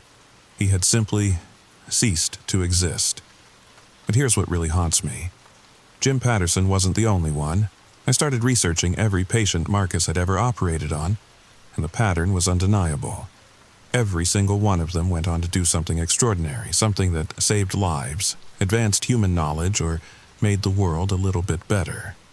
The research consumed me. I spent every free moment tracking down former patients, reading newspaper articles, following up on their stories. What I discovered was a web of interconnected miracles that spanned 3 decades. Dr. Jennifer Walsh, who I mentioned earlier, had actually been one of Marcus's patients as a child. Emergency appendectomy when she was 7 years old. The surgery had complications that should have been fatal, but Marcus had somehow saved her life. She grew up to become the surgeon who would later witness that flickering light in OR 7. Father Michael O'Brien, a Catholic priest who ran a homeless shelter in downtown Cleveland, had undergone kidney surgery performed by Marcus 15 years earlier. The priest's shelter had provided food and housing to over 10,000 people, including several individuals who went on to make significant contributions to society. Rebecca Martinez, a public school teacher who had revolutionized mathematics education in inner-city schools, touching the lives of thousands of students. Marcus had removed a brain tumor when she was 24, a surgery that her original doctors said was impossible. The connections went on and on, creating a network of lives saved and futures secured that boggled the mind. It was like Marcus wasn't just a surgeon. He was an architect of human destiny. Marcus wasn't just a surgeon. He was something else entirely. Something that used the identity of Dr. Marcus Webb to accomplish something far greater than any of us could understand. The night before he vanished, I'd found him in the hospital chapel. Not praying, just sitting quietly in the last pew, staring at the stained glass windows. The colored light from the windows cast rainbow patterns across his face, and for a moment he looked ethereal, like he was already starting to fade. When I asked him what he was doing there, he'd smiled in a way I'd never seen before. Just preparing, he'd said. Tomorrow's going to be my last surgery here." At the time, I thought he meant he was finally going to retire. Now, I wonder if he knew exactly what was going to happen in operating room 7. "Sarah," he'd continued, his voice soft in the hushed atmosphere of the chapel, "do you believe that some people are put on this earth for a specific purpose?" I'd given him some generic answer about everyone having a calling, but he'd shaken his head. "No, I mean, do you believe that some beings are sent here to ensure that certain events unfold exactly as they should? That there are guardians working behind the scenes to protect humanity's future?" I thought it was an odd question, but Marcus had always been philosophical. Now, looking back, I realized he was trying to tell me something important. "I've been thinking about legacy," he'd said, standing up from the pew. "About the difference between doing good work and doing necessary work." He'd walked toward the chapel doors, then paused and looked back at me. "Take care of yourself, Sarah. And if you ever see things that don't make sense, remember that sometimes the impossible is just the improbable wearing a different mask." Those were the last words Dr. Marcus Webb ever spoke to me. But here's the part that really keeps me up at night. The part that makes me question everything I thought I knew about life and death and the space in between. Last week I was working the night shift again. Same routine, same fluorescent lights, same sterile smell of disinfectant and hope. We had an emergency surgery come in around midnight. A young girl who'd been in a car accident. Massive internal injuries, multiple organ failure. The kind of case where you prepare the family for the worst. The girl's name was Emma Rodriguez. And yes, she was Detective Rodriguez's daughter. The irony wasn't lost on any of us. Emma had been hit by a drunk driver while walking home from her piano lesson. 8 years old, brilliant beyond her years, with dreams of becoming an astronaut. Her mother sat in the waiting room, still in her detective's badge and gun holster, tears streaming down her face as she held her daughter's favorite stuffed animal. Dr. Jennifer Walsh was the attending surgeon. Good doctor, steady hands, but this case was beyond anyone's skill level. The girl was dying, and we all knew it. Her injuries were too severe, too extensive. We were looking at a 90% chance of losing her on the table. That's when I noticed the lights in OR7 starting to flicker. The same pattern as before. The same electrical humming. The same sense of presence in the room.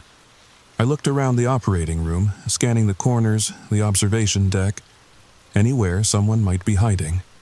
That's when I saw him. Marcus Webb, standing in the corner of the OR, wearing surgical scrubs that seemed to shimmer with that same ethereal light I'd witnessed months before.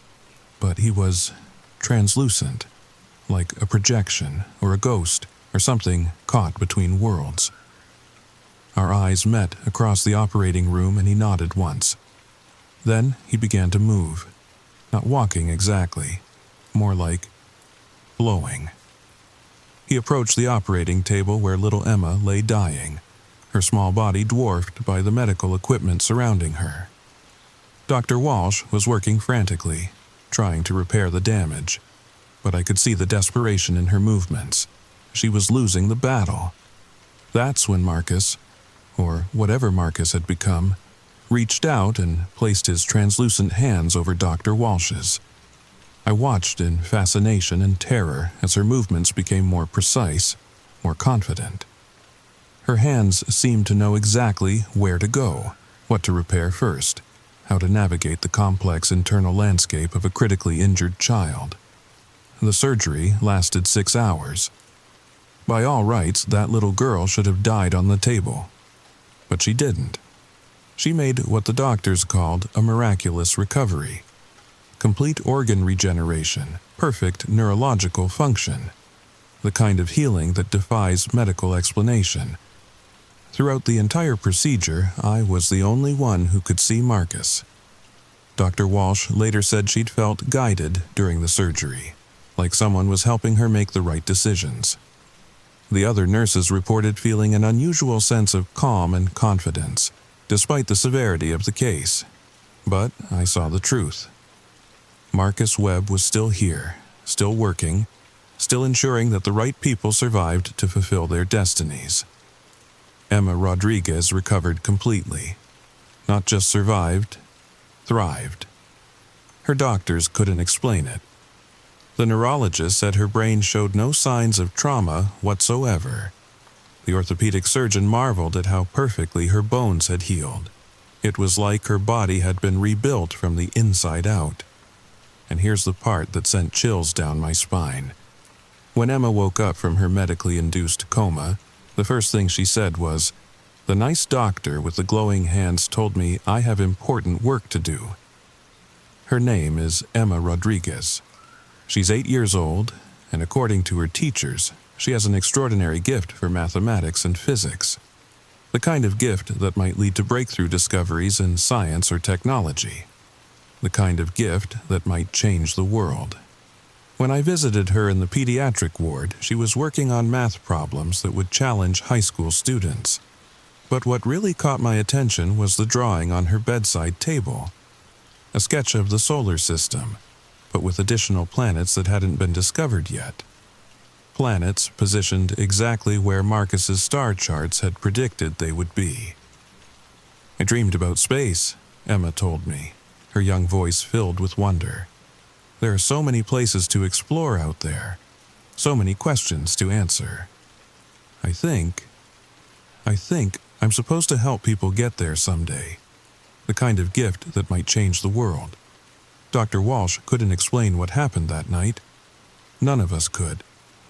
But I think Marcus is still here, still working, still fixing the future, one impossible surgery at a time. Since Emma's surgery, I've started paying more attention to the patterns around me. The cases that seem hopeless but somehow turn out perfectly. The surgeries that should fail but don't. The patients who recover beyond all expectations and go on to do extraordinary things. They're all connected. All part of some vast, invisible network of interventions and miracles.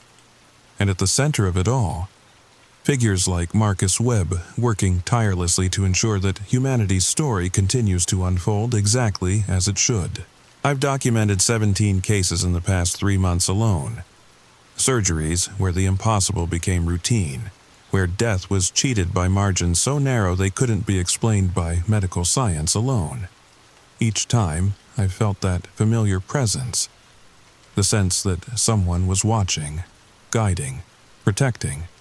And if that's true, if people like Marcus Webb exist in the spaces between what we know and what we can't explain, then what else is out there? What other guardians are watching over us, making sure the right people survive, the right discoveries get made, the right heroes emerge when we need them most? I don't know if you believe in guardian angels, but after what I witnessed in Operating Room 7, I know they exist. They just wear surgical scrubs instead of wings. The question that haunts me now isn't what happened to Dr. Marcus Webb. It's how many others like him are out there, working in the shadows, making sure humanity's story continues to unfold exactly as it should. Detective Rodriguez visited me last week. She'd been investigating Emma's accident, trying to find connections, trying to make sense of what had happened to her daughter. When I told her about Marcus, about what I'd witnessed during Emma's surgery, she was quiet for a long time. "Dr. Chen," she finally said, "I've been a police officer for 20 years. I've seen things that would make most people question their sanity. But what happened to my daughter? What you're describing? It's beyond anything I thought possible." She pulled out a manila folder. I did some digging into Dr. Webb's background. What I found, well, it's going to sound impossible, but I think your Dr. Webb has been doing this for a lot longer than 30 years. She showed me photocopies of newspaper articles, medical journals, historical documents dating back over a century. Different names, different faces, but always the same pattern. Mysterious surgeons appearing at hospitals, performing impossible procedures, then vanishing without a trace. Dr. Michael Weber, Johns Hopkins, 1987 to 1993. Dr. Martin Weber, Chicago General, 1981 to 1987. Dr. Matthew Webb, Massachusetts General, 1975 to 1981. The names change, but the pattern remains the same. She flipped through more pages. Dr. Marcus Whitman, Presbyterian Hospital, New York, 1923 to 1929. Dr. Michael Whitmore, Boston Medical Center, 1904 to 1910. Dr. Martin White, Philadelphia General, 1889 to 1895. The photographs were grainy, black and white, but the face was unmistakable. The same kind eyes, the same confident smile, the same timeless quality that had made Marcus Webb so memorable. "Detective," I whispered, "what are you suggesting?" She closed the folder and looked at me with eyes that had seen too much. "I'm suggesting that whatever Dr. Marcus Webb really is, he's been protecting humanity for over a century, moving from hospital to hospital, generation to generation, ensuring that the right people survive to shape our future." The implications were staggering. If Detective Rodriguez was right, then Marcus wasn't just a guardian angel.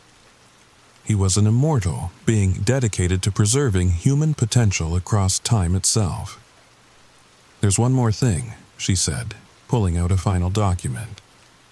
I tracked down the families of some of his earliest patients, people who were saved by Dr. Martin White in the 1890s. Their descendants, they've all contributed something significant to the world. Scientists, doctors, teachers, inventors. It's like he's been cultivating bloodlines of human excellence for generations. She stood up to leave, then paused at the door. "My daughter, Emma. She's part of that legacy now, isn't she?" I nodded, unable to speak. "Then I guess we should be grateful," she said softly. "Whatever he is, wherever he comes from, he's been looking out for us longer than any of us imagined. And the next time you hear about a miraculous recovery, an impossible surgery, or a doctor who seems to work magic with their hands, remember this story. Remember that sometimes the people who save us aren't entirely people at all. There's something far more extraordinary. But here's what I need to know. Have you ever encountered something like this? Something that made you question the very nature of reality itself? Something that left you wondering if there are forces at work in this world that we're not supposed to understand? Because if you have, you're not alone. And maybe, just maybe, there are more stories like this one waiting to be told. The lights in Operating Room 7 still flicker sometimes. And whenever they do, I can't help but wonder, is Marcus Webb still there? Still working? Still making sure the right people get their second chance at life? I think he is. And somehow, that both terrifies and comforts me in ways I never expected. Sweet dreams. What do you think really happened to Dr. Marcus Webb? Have you ever experienced something that defied explanation? Share. Story number 4. The sound started 3 nights ago.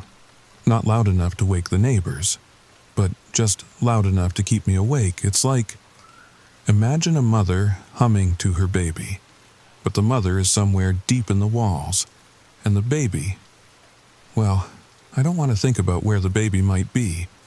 If you're listening to this in bed right now, maybe check if your house is humming too, because once you hear it, it never stops. But I'm getting ahead of myself. Let me tell you exactly what happened, and why I'm recording this from my car at 3 in the morning, too afraid to go back inside. The story begins now. I bought the house in Salem, Oregon, last month. A 1950s ranch-style home on Maple Street. You know the type.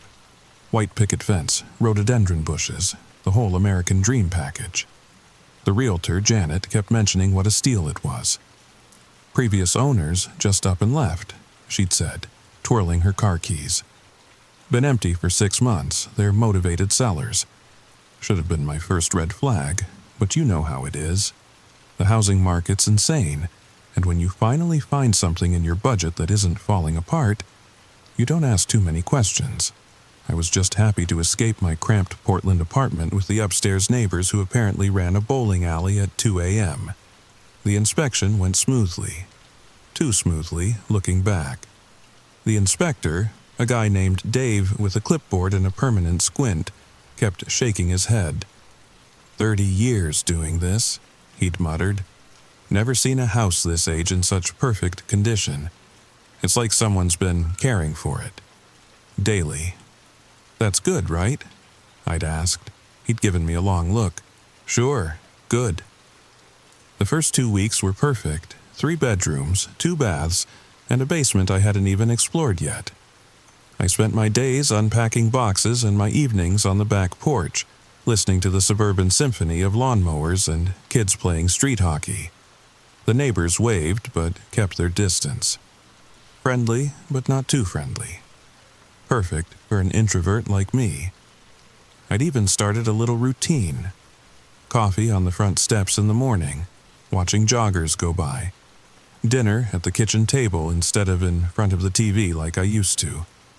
The house just encouraged better habits, somehow, like it wanted to be lived in properly. Then came Tuesday night. I was lying in bed scrolling through my phone, probably watching videos just like you are now, when I heard it. Soft. So soft, I thought it was coming through my earbuds. I pulled them out. Silence. I was about to put them back in when, there, a low melodic hum. Like someone was humming a lullaby, but wrong. The notes didn't quite fit together. It was like listening to a song played in a key that doesn't exist. I sat up, heart doing that thing where it skips a beat then tries to make up for it with 3 fast ones. The sound was coming from everywhere? The walls? The floor? I pressed my ear against the wall, nothing. But as soon as I pulled away, there it was again, floating in the air like dust particles.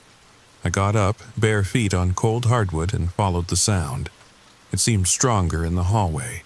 I stood there in my oversized Blazers t-shirt and pajama shorts, feeling ridiculous, but unable to go back to bed. The humming had a quality to it, like when you hear someone singing in the shower from another room. Muffled, but melodic. Human, but not quite. It made my teeth ache in that weird way that certain frequencies do. Old houses make weird noises, I told myself. Pipes, a settling foundation, whatever. But pipes don't hum lullabies. And foundations don't know melodies that make your chest tight with an emotion you can't name. I tried to ignore it. Turned on white noise, put in earplugs. Nothing worked.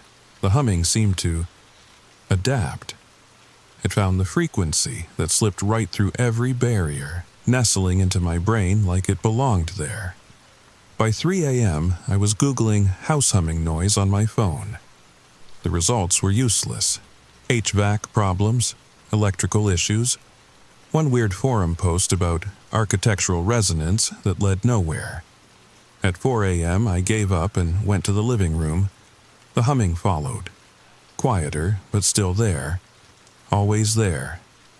I made chamomile tea with shaking hands and sat on the couch, waiting for sunrise like it might chase away whatever this was. It didn't. The next morning, I called my friend Mike. He's an HVAC guy, knows about house sounds. We'd met at a sports bar years ago, bonding over the Blazers' losing streak. He's the kind of guy who can fix anything with duct tape and confidence. "Could be your furnace," he said over the phone. I could hear his truck radio in the background. "When's the last time it was serviced?" "I don't know, just bought the place. I'll swing by after work.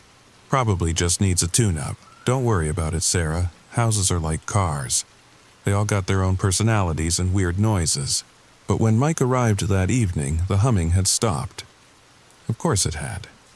Like a car that stops making that concerning sound the moment you pull into the mechanic's lot. We went through the house together. Checked the furnace, the water heater, even the refrigerator. Everything was working perfectly. Too perfectly, actually. These systems are ancient, Mikey said, wiping his hands on his jeans. But they're in better shape than most new units I see. It's like someone's been maintaining them religiously. Look at this. He pointed to the furnace filter. This should be caked with dust, but it's pristine. When did you change it? I didn't. He frowned. Well, someone did, recently. We checked the water heater next. The manufacture date made Mike whistle. 1987. Should be rusted through by now. But look. He tapped the tank. Perfect condition. Even the pilot light assembly is clean. This is weird, Sarah. Weird how? Like someone's been babying this equipment, daily maintenance. You sure the previous owners really left 6 months ago? I thought about the manicured lawn when I'd first viewed the place. The dust-free surfaces, the fresh smell like someone had just cleaned. That's what they told me. Mike gave me that look. You know the one. The my friend might be losing it look. You okay? He asked. You look tired. Didn't sleep well. House was making this humming sound. Humming? He scratched his stubble. Like a vibration? Could be harmonics in the ductwork. No, like humming. Like a person humming, like a lullaby. The look intensified. Maybe you need a vacation. Moving's stressful. Yeah, maybe. He packed up his tools, but paused at the door. Hey, Sarah. My grandmother used to say houses remember things. Said they soak up the lives of the people who live in them. Of course, she also thought her toaster was possessed, so... He shrugged. Call me if it happens again. I'll bring my sound meter. That night, I was ready. I had my phone out, recording app open. I even bought a cheap decibel meter from Home Depot. The moment the humming started, and it did start right at 11:47 p.m., I hit record. For 3 hours, I followed that sound. It was loudest in the hallway, near the basement door. The door I hadn't opened yet. The door that had been painted shut. Not painted shut like someone did a sloppy paint job. Painted shut like someone wanted to make sure it stayed closed. Multiple layers, different colors, like geological strata of good intentions and fear. I stood there, phone in hand, listening to the humming rise and fall like breathing. Like something down there was singing in its sleep. And then, I swear, I heard words in it. Lonely. Where are... Lonely. Where are... I backed away from the door so fast I nearly tripped.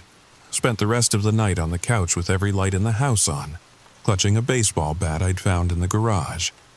As if a Louisville slugger could protect me from whatever was making sounds that human vocal cords shouldn't be able to make. When the sun finally came up, I did what any reasonable person would do. I called a locksmith. No, wait. That's what a reasonable person would do. What I did was go to Home Depot, buy a crowbar, and decide to open that basement door myself. Because the humming had gotten into my head, and I needed to know what was down there more than I needed to be safe. The next day, I attacked that basement door with a putty knife and WD-40. Each strip of paint I peeled away felt like unwrapping something that wasn't meant to be opened. The layers told a story. White, then blue, then yellow, then white again. Years of someone repeatedly deciding that door should stay closed. Under the paint, I found something that made my hands stop working for a full minute. Scratches in the wood. Deep ones, arranged in a pattern.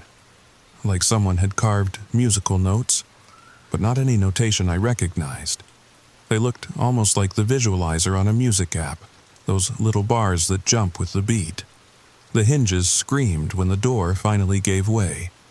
That sound, metal on metal, high and sharp, it harmonized with something, like it was answering a call I couldn't hear. The smell hit me first, not bad exactly, just old? Like opening a book that's been closed for decades. Like dust and memory and something else. Something sweet. Like baby powder, maybe. or those violet candies grandmothers always seemed to have. The wooden stairs groaned under my weight, and I noticed something odd. Scratch marks on the walls.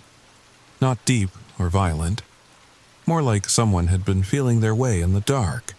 Repeatedly, the scratches were worn smooth like river rocks. How many trips up and down would it take to wear scratches smooth? I found the light switch through muscle memory I didn't have. My hand went right to it, like I'd done this 1,000 times before. The basement was normal. Disappointingly normal. Concrete floor, exposed beams, a few boxes the previous owners had left behind. An old workbench against one wall. Pegboard with the outlines of tools that were no longer there. But in the corner, something caught my eye. A rocking chair, not creepy on its own, right?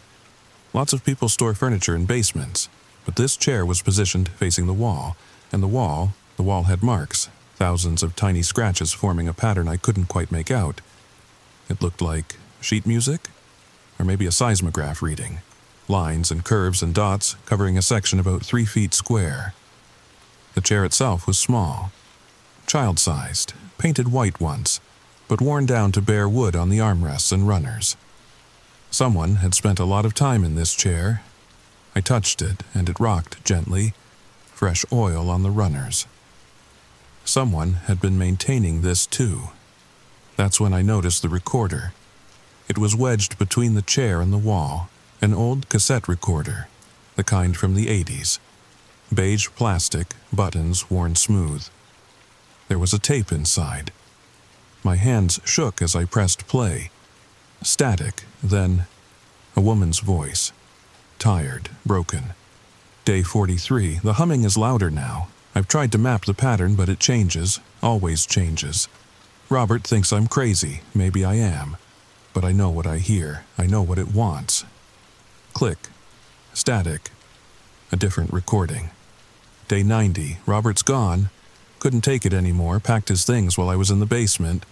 Left a note. Get help, Linda, please. But I can't leave, not until I understand. The previous owners, the Millers. Their daughter used to sit in this chair, used to rock and hum. Mrs. Chen next door told me. Said the girl was special. Said she hummed songs no one had ever heard. Songs that made the house happy. Click. Static. Day 95, I found her drawings under the workbench. Emily Miller, 8 years old. The drawings, they're all of houses.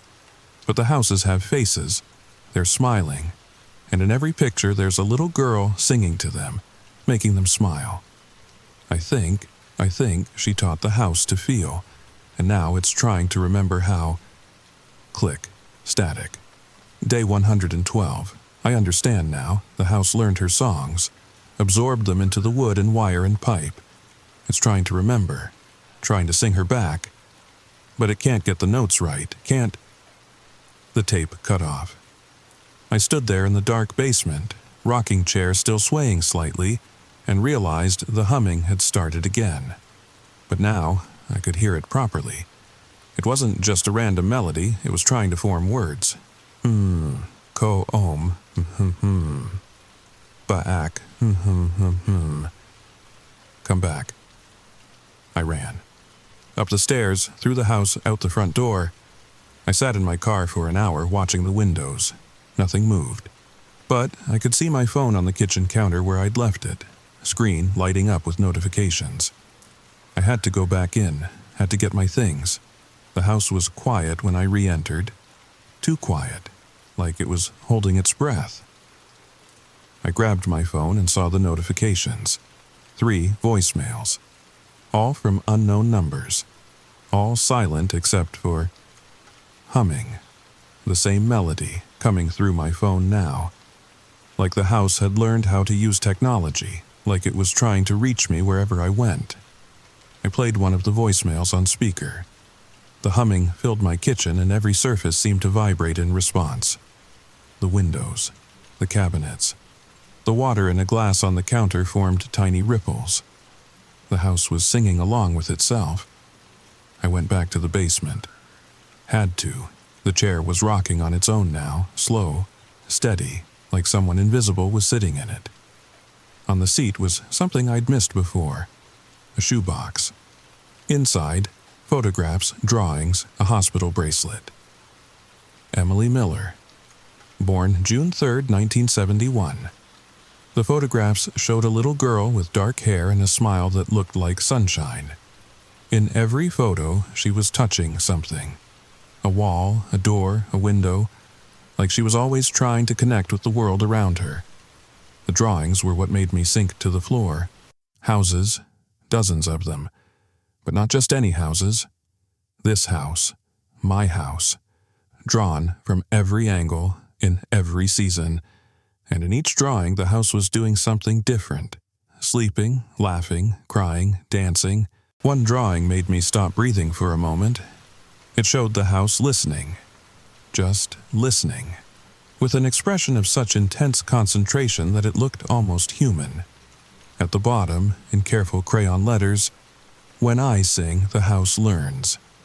There was a diary, too, a little pink thing with a lock that had long since broken. "Dear Diary, Mommy says I'm too old for imaginary friends. But the house isn't imaginary.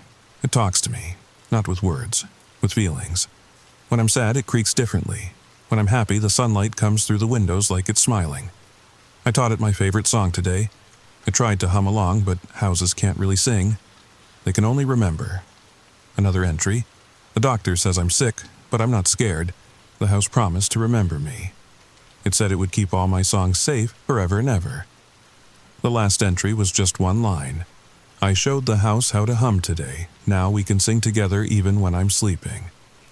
I sat there on the cold basement floor, surrounded by the remnants of a little girl's life, and understood. Emily hadn't died in a hospital. She died here, in this chair, humming her songs to a house that loved her, and when she was gone, the house kept humming. Kept trying to bring her back the only way it knew how, but it couldn't get the songs right. Because houses don't have vocal cords.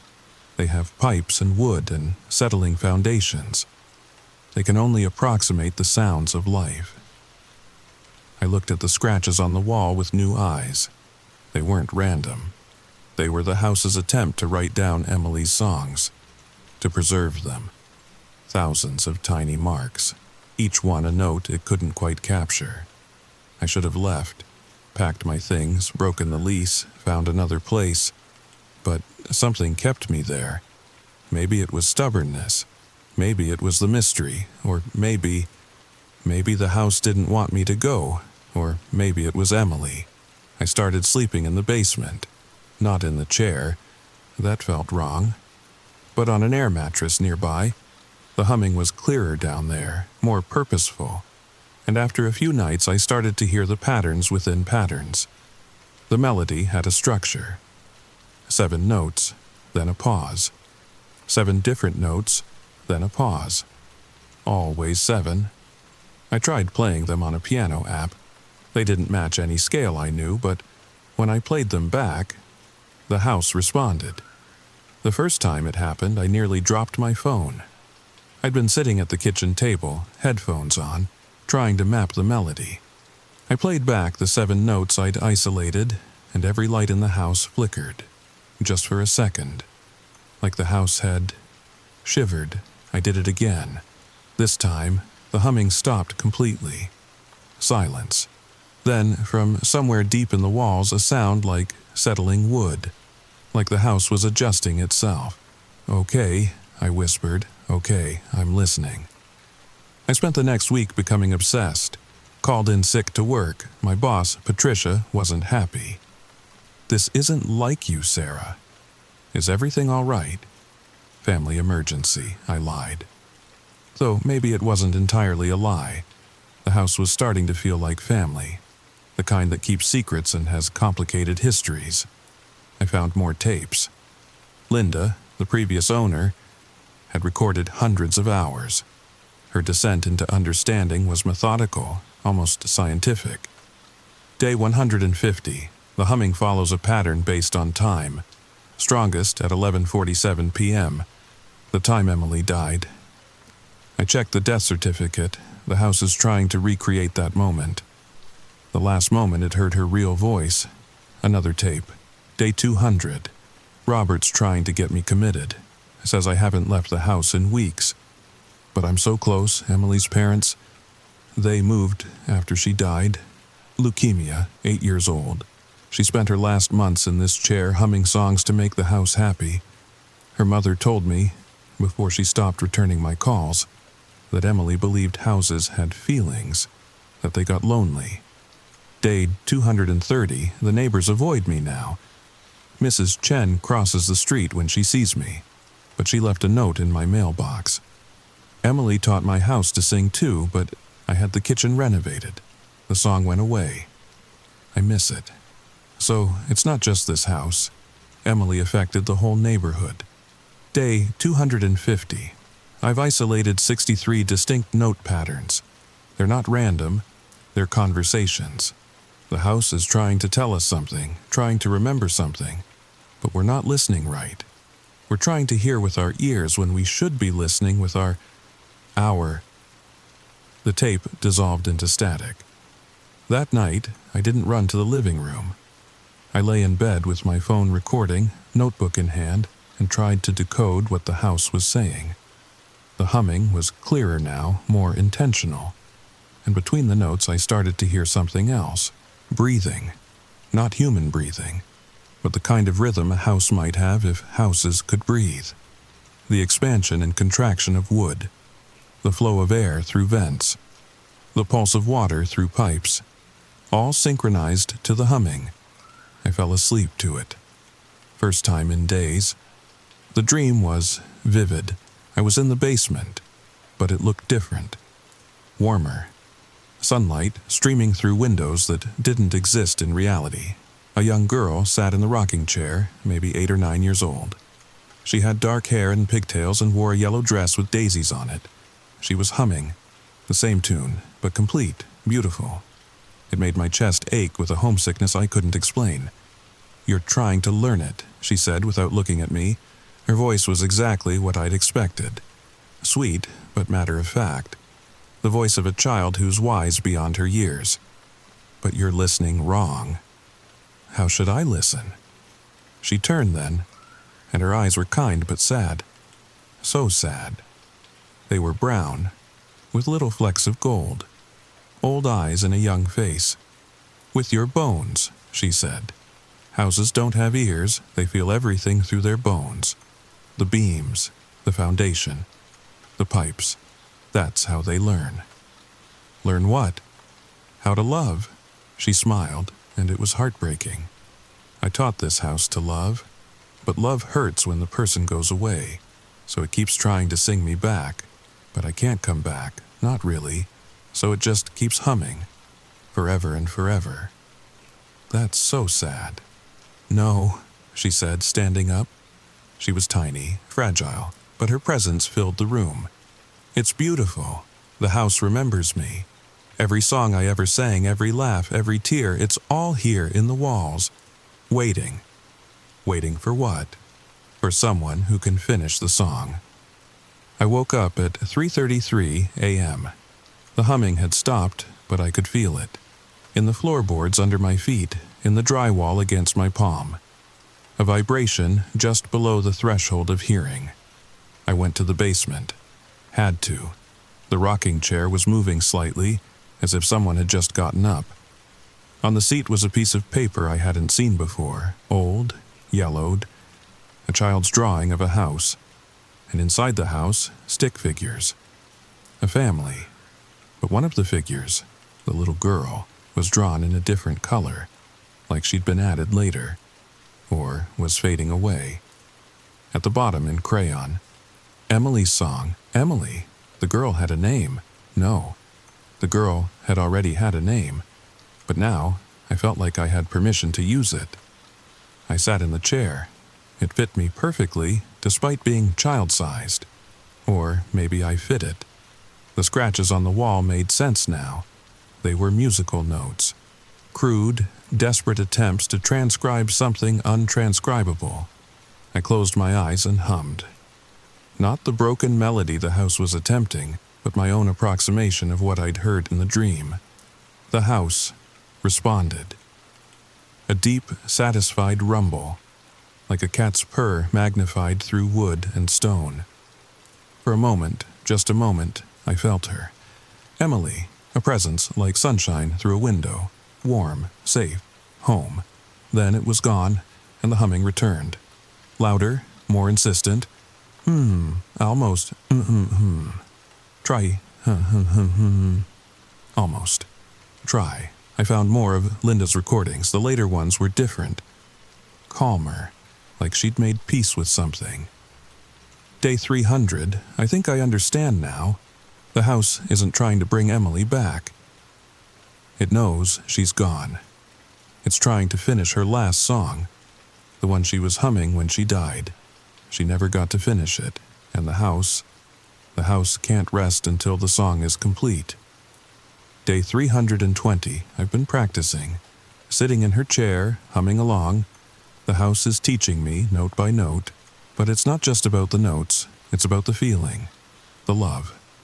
Emily hummed love into these walls, and they're trying to give it back, but they need a human voice, a living voice, to complete the circuit. Day 350, I can almost do it, the complete song, but something's missing. I'm not the right person, the house knows it, I'm just practice. It's waiting for someone else, someone who can hear the love in the humming, someone who won't be afraid. The last recording was different. Linda sounded peaceful. To whoever finds these tapes, the house chose you, just like it chose me, just like it chose the owners before me. We're all just stepping stones to the right person, the one who can finish Emily's song and let the house rest. Be patient, listen with more than your ears, and remember, the house isn't haunted. It's just trying to remember how to say goodbye. I became obsessed. Days blurred together. I existed on coffee and takeout, mapping every note, every pause, every breath the house took. My laptop became command central, covered in audio analysis software and musical theory websites I barely understood. Mike came by to check on me, took one look at my setup and shook his head. "Sarah, this isn't healthy. When's the last time you went outside?" "Tuesday," I said, not mentioning that Tuesday had been a week ago. "You need help." "I'm fine. I'm close to something. I can feel it." He looked around at the papers scattered everywhere. The coffee cups, the recordings playing on loop. This is like beautiful mind levels of obsession. What are you even trying to do? How could I explain? That a house was teaching me a dead girl's last song? That the walls themselves were grieving? That I could feel Emily's presence growing stronger every day? "I'm trying to solve a problem," I said finally. "A really old problem." Mike left, but not before extracting a promise that I'd call him if I needed anything. I agreed, knowing I wouldn't. That night, I found Emily's parents. They were still alive, living in Portland now. The internet is terrifyingly efficient when you have a name and a date. Thomas and Margaret Miller. He was a retired accountant. She ran a small bakery. I drove up the next day. Had to. The house encouraged me. The humming that morning had been different. Urgent. Like it knew I was close. The Millers lived in a modest apartment in the Pearl District. When Margaret opened the door, I saw Emily immediately. Same eyes, same kind sadness. "You're from the house," she said before I could speak. It wasn't a question. "How did you know?" "You have the look. Linda had it too, others before her." "Come in." Their apartment was bright and clean and somehow empty despite being full of furniture. Thomas sat in a recliner, watching a game show with the sound off. He didn't look up. "He doesn't talk about it," Margaret said quietly, pouring tea. "Hasn't spoken Emily's name since we moved, but I know he hears her sometimes. In the quiet moments. Tell me about her." Margaret smiled, and years fell away from her face. She was special. Not in the way people usually mean, she just understood things. She'd put her hand on a wall and tell me if the house was happy or sad. Said buildings absorbed feelings like sponges. I thought it was just childhood imagination until she got sick. The doctors gave her 6 months. She lasted 2 years. Said the house was keeping her strong. Said they had work to finish together. Margaret's hands shook as she set down her cup. The last few weeks she spent all her time in that chair, humming, always humming, songs I'd never heard before, songs that made the whole house vibrate like a tuning fork. What happened when she died? The house screamed. This from Thomas, still staring at the silent TV. Not a sound, a feeling, like the foundation cracking. We left that night, couldn't stay. The house didn't want us anymore. It only wanted her. Margaret reached into a drawer and pulled out a cassette tape. Different from Linda's. Older. We recorded her those last days. Thought we'd want to remember her voice. But we've never been able to listen. Maybe you should have it. I took the tape with trembling hands. What was the last song? The one she didn't finish. We don't know, Margaret whispered. She was humming it when she passed. But it just stopped, mid-note, like someone had lifted a needle off a record. The silence after she shuddered. That's when the house started humming, trying to finish what she started. I stayed for another hour looking through photo albums, listening to stories. Emily had been extraordinary, not supernatural. Just a child who loved deeply and believed houses had souls, who spent her last years teaching a building how to feel. As I was leaving, Thomas spoke again. When you figure it out, when you finish her song, will you call us? Just so we know she can rest? I promised I would. The drive back to Salem felt like descending into a different world. The closer I got to the house, the more I could feel it pulling me. Not malevolently, just eagerly, like a dog waiting for its owner to come home. That night, I played Emily's tape. Her voice was exactly like in my dream. Sweet, matter-of-fact, full of joy despite the pain she must have been in. The recordings were dated, Margaret's voice marking each one. June 15th, 1979. Emily's morning song. A child's voice, humming something complex and beautiful. The notes seemed to twist reality, making the air thicker, richer. Even through the old tape, I could feel the power in it. August 3rd, 1979. Emily teaching the house Twinkle, Twinkle. Laughter, then humming. But Twinkle had never sounded like this. She'd transformed it, added harmonies that shouldn't exist, turned a simple children's song into something profound. December 20th, 1979. Emily's goodbye song. My heart stopped. This was it, the last recording. I heard Margaret crying softly in the background, Thomas murmuring prayers, and Emily humming. The melody was unlike anything I'd ever heard. It started low, almost below human hearing, then rose in waves, 7 notes, pause, 7 notes, pause. But each set of 7 contained multitudes, harmonics and subharmonics that made my bones resonate. And then it stopped, mid-phrase, the last note hanging in the air, unresolved. Waiting, the house around me erupted, every surface humming in perfect synchronization with the tape. The windows rattled, the floors vibrated. It was like being inside a massive speaker. I ran to the basement. The chair was rocking violently. The scratches on the wall were glowing. Actually glowing. A soft phosphorescence that pulsed with each hum.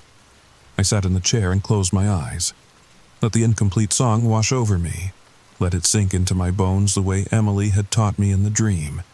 And slowly, so slowly, I began to understand. The last note wasn't missing. It was waiting. Emily had left it incomplete on purpose, because the last note couldn't come from her. She was leaving. The last note had to come from someone staying. someone who could tell the house it was okay to let go. I hummed along with the recording, matched Emily's voice note for note. The house grew quiet, listening, and when we reached the stopping point, I continued. One note, clear and true. The note that said goodbye. The note that said thank you. The note that said rest. The house sighed. A sound like wind through leaves, water over stones. The settling of old bones finally allowed to sleep. The glowing scratches flared once, brilliant, then faded. The chair stopped rocking. Silence. Real silence. For the first time since I'd moved in. I sat there for hours, afraid to move, afraid to break whatever spell had been cast. But as dawn light crept through the basement windows that didn't exist, I knew it was over. Emily's song was complete. But here's the thing, and this is why I'm sitting in my car at 3 a.m., afraid to go back inside.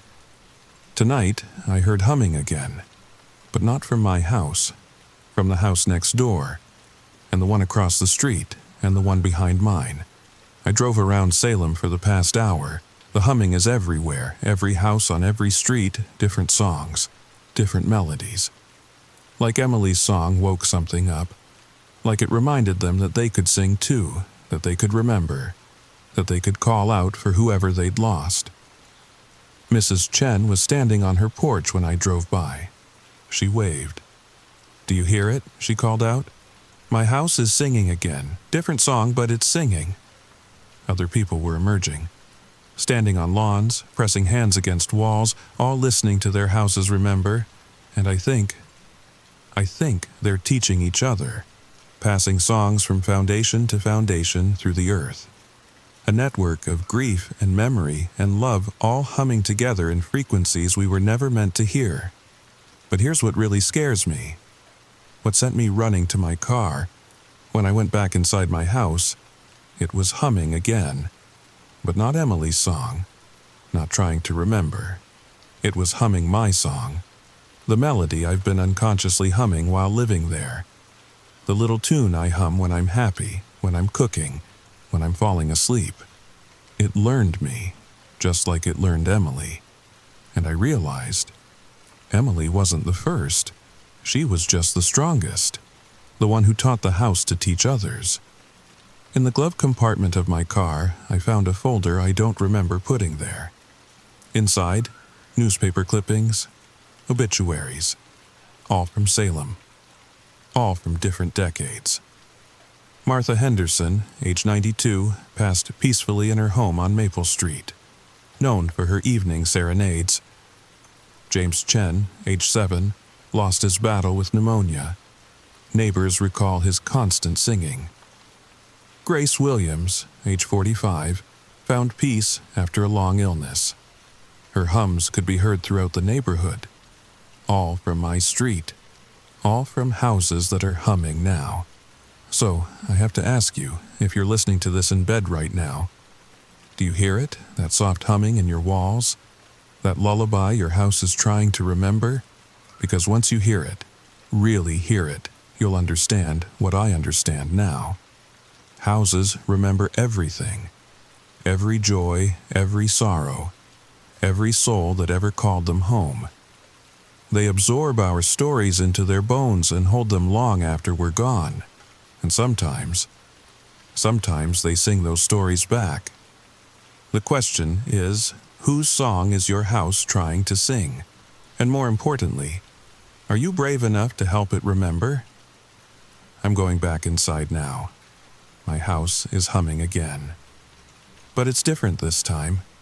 It's humming my song. The melody I've been humming unconsciously while living there. It's learning me now, adding my story to its collection.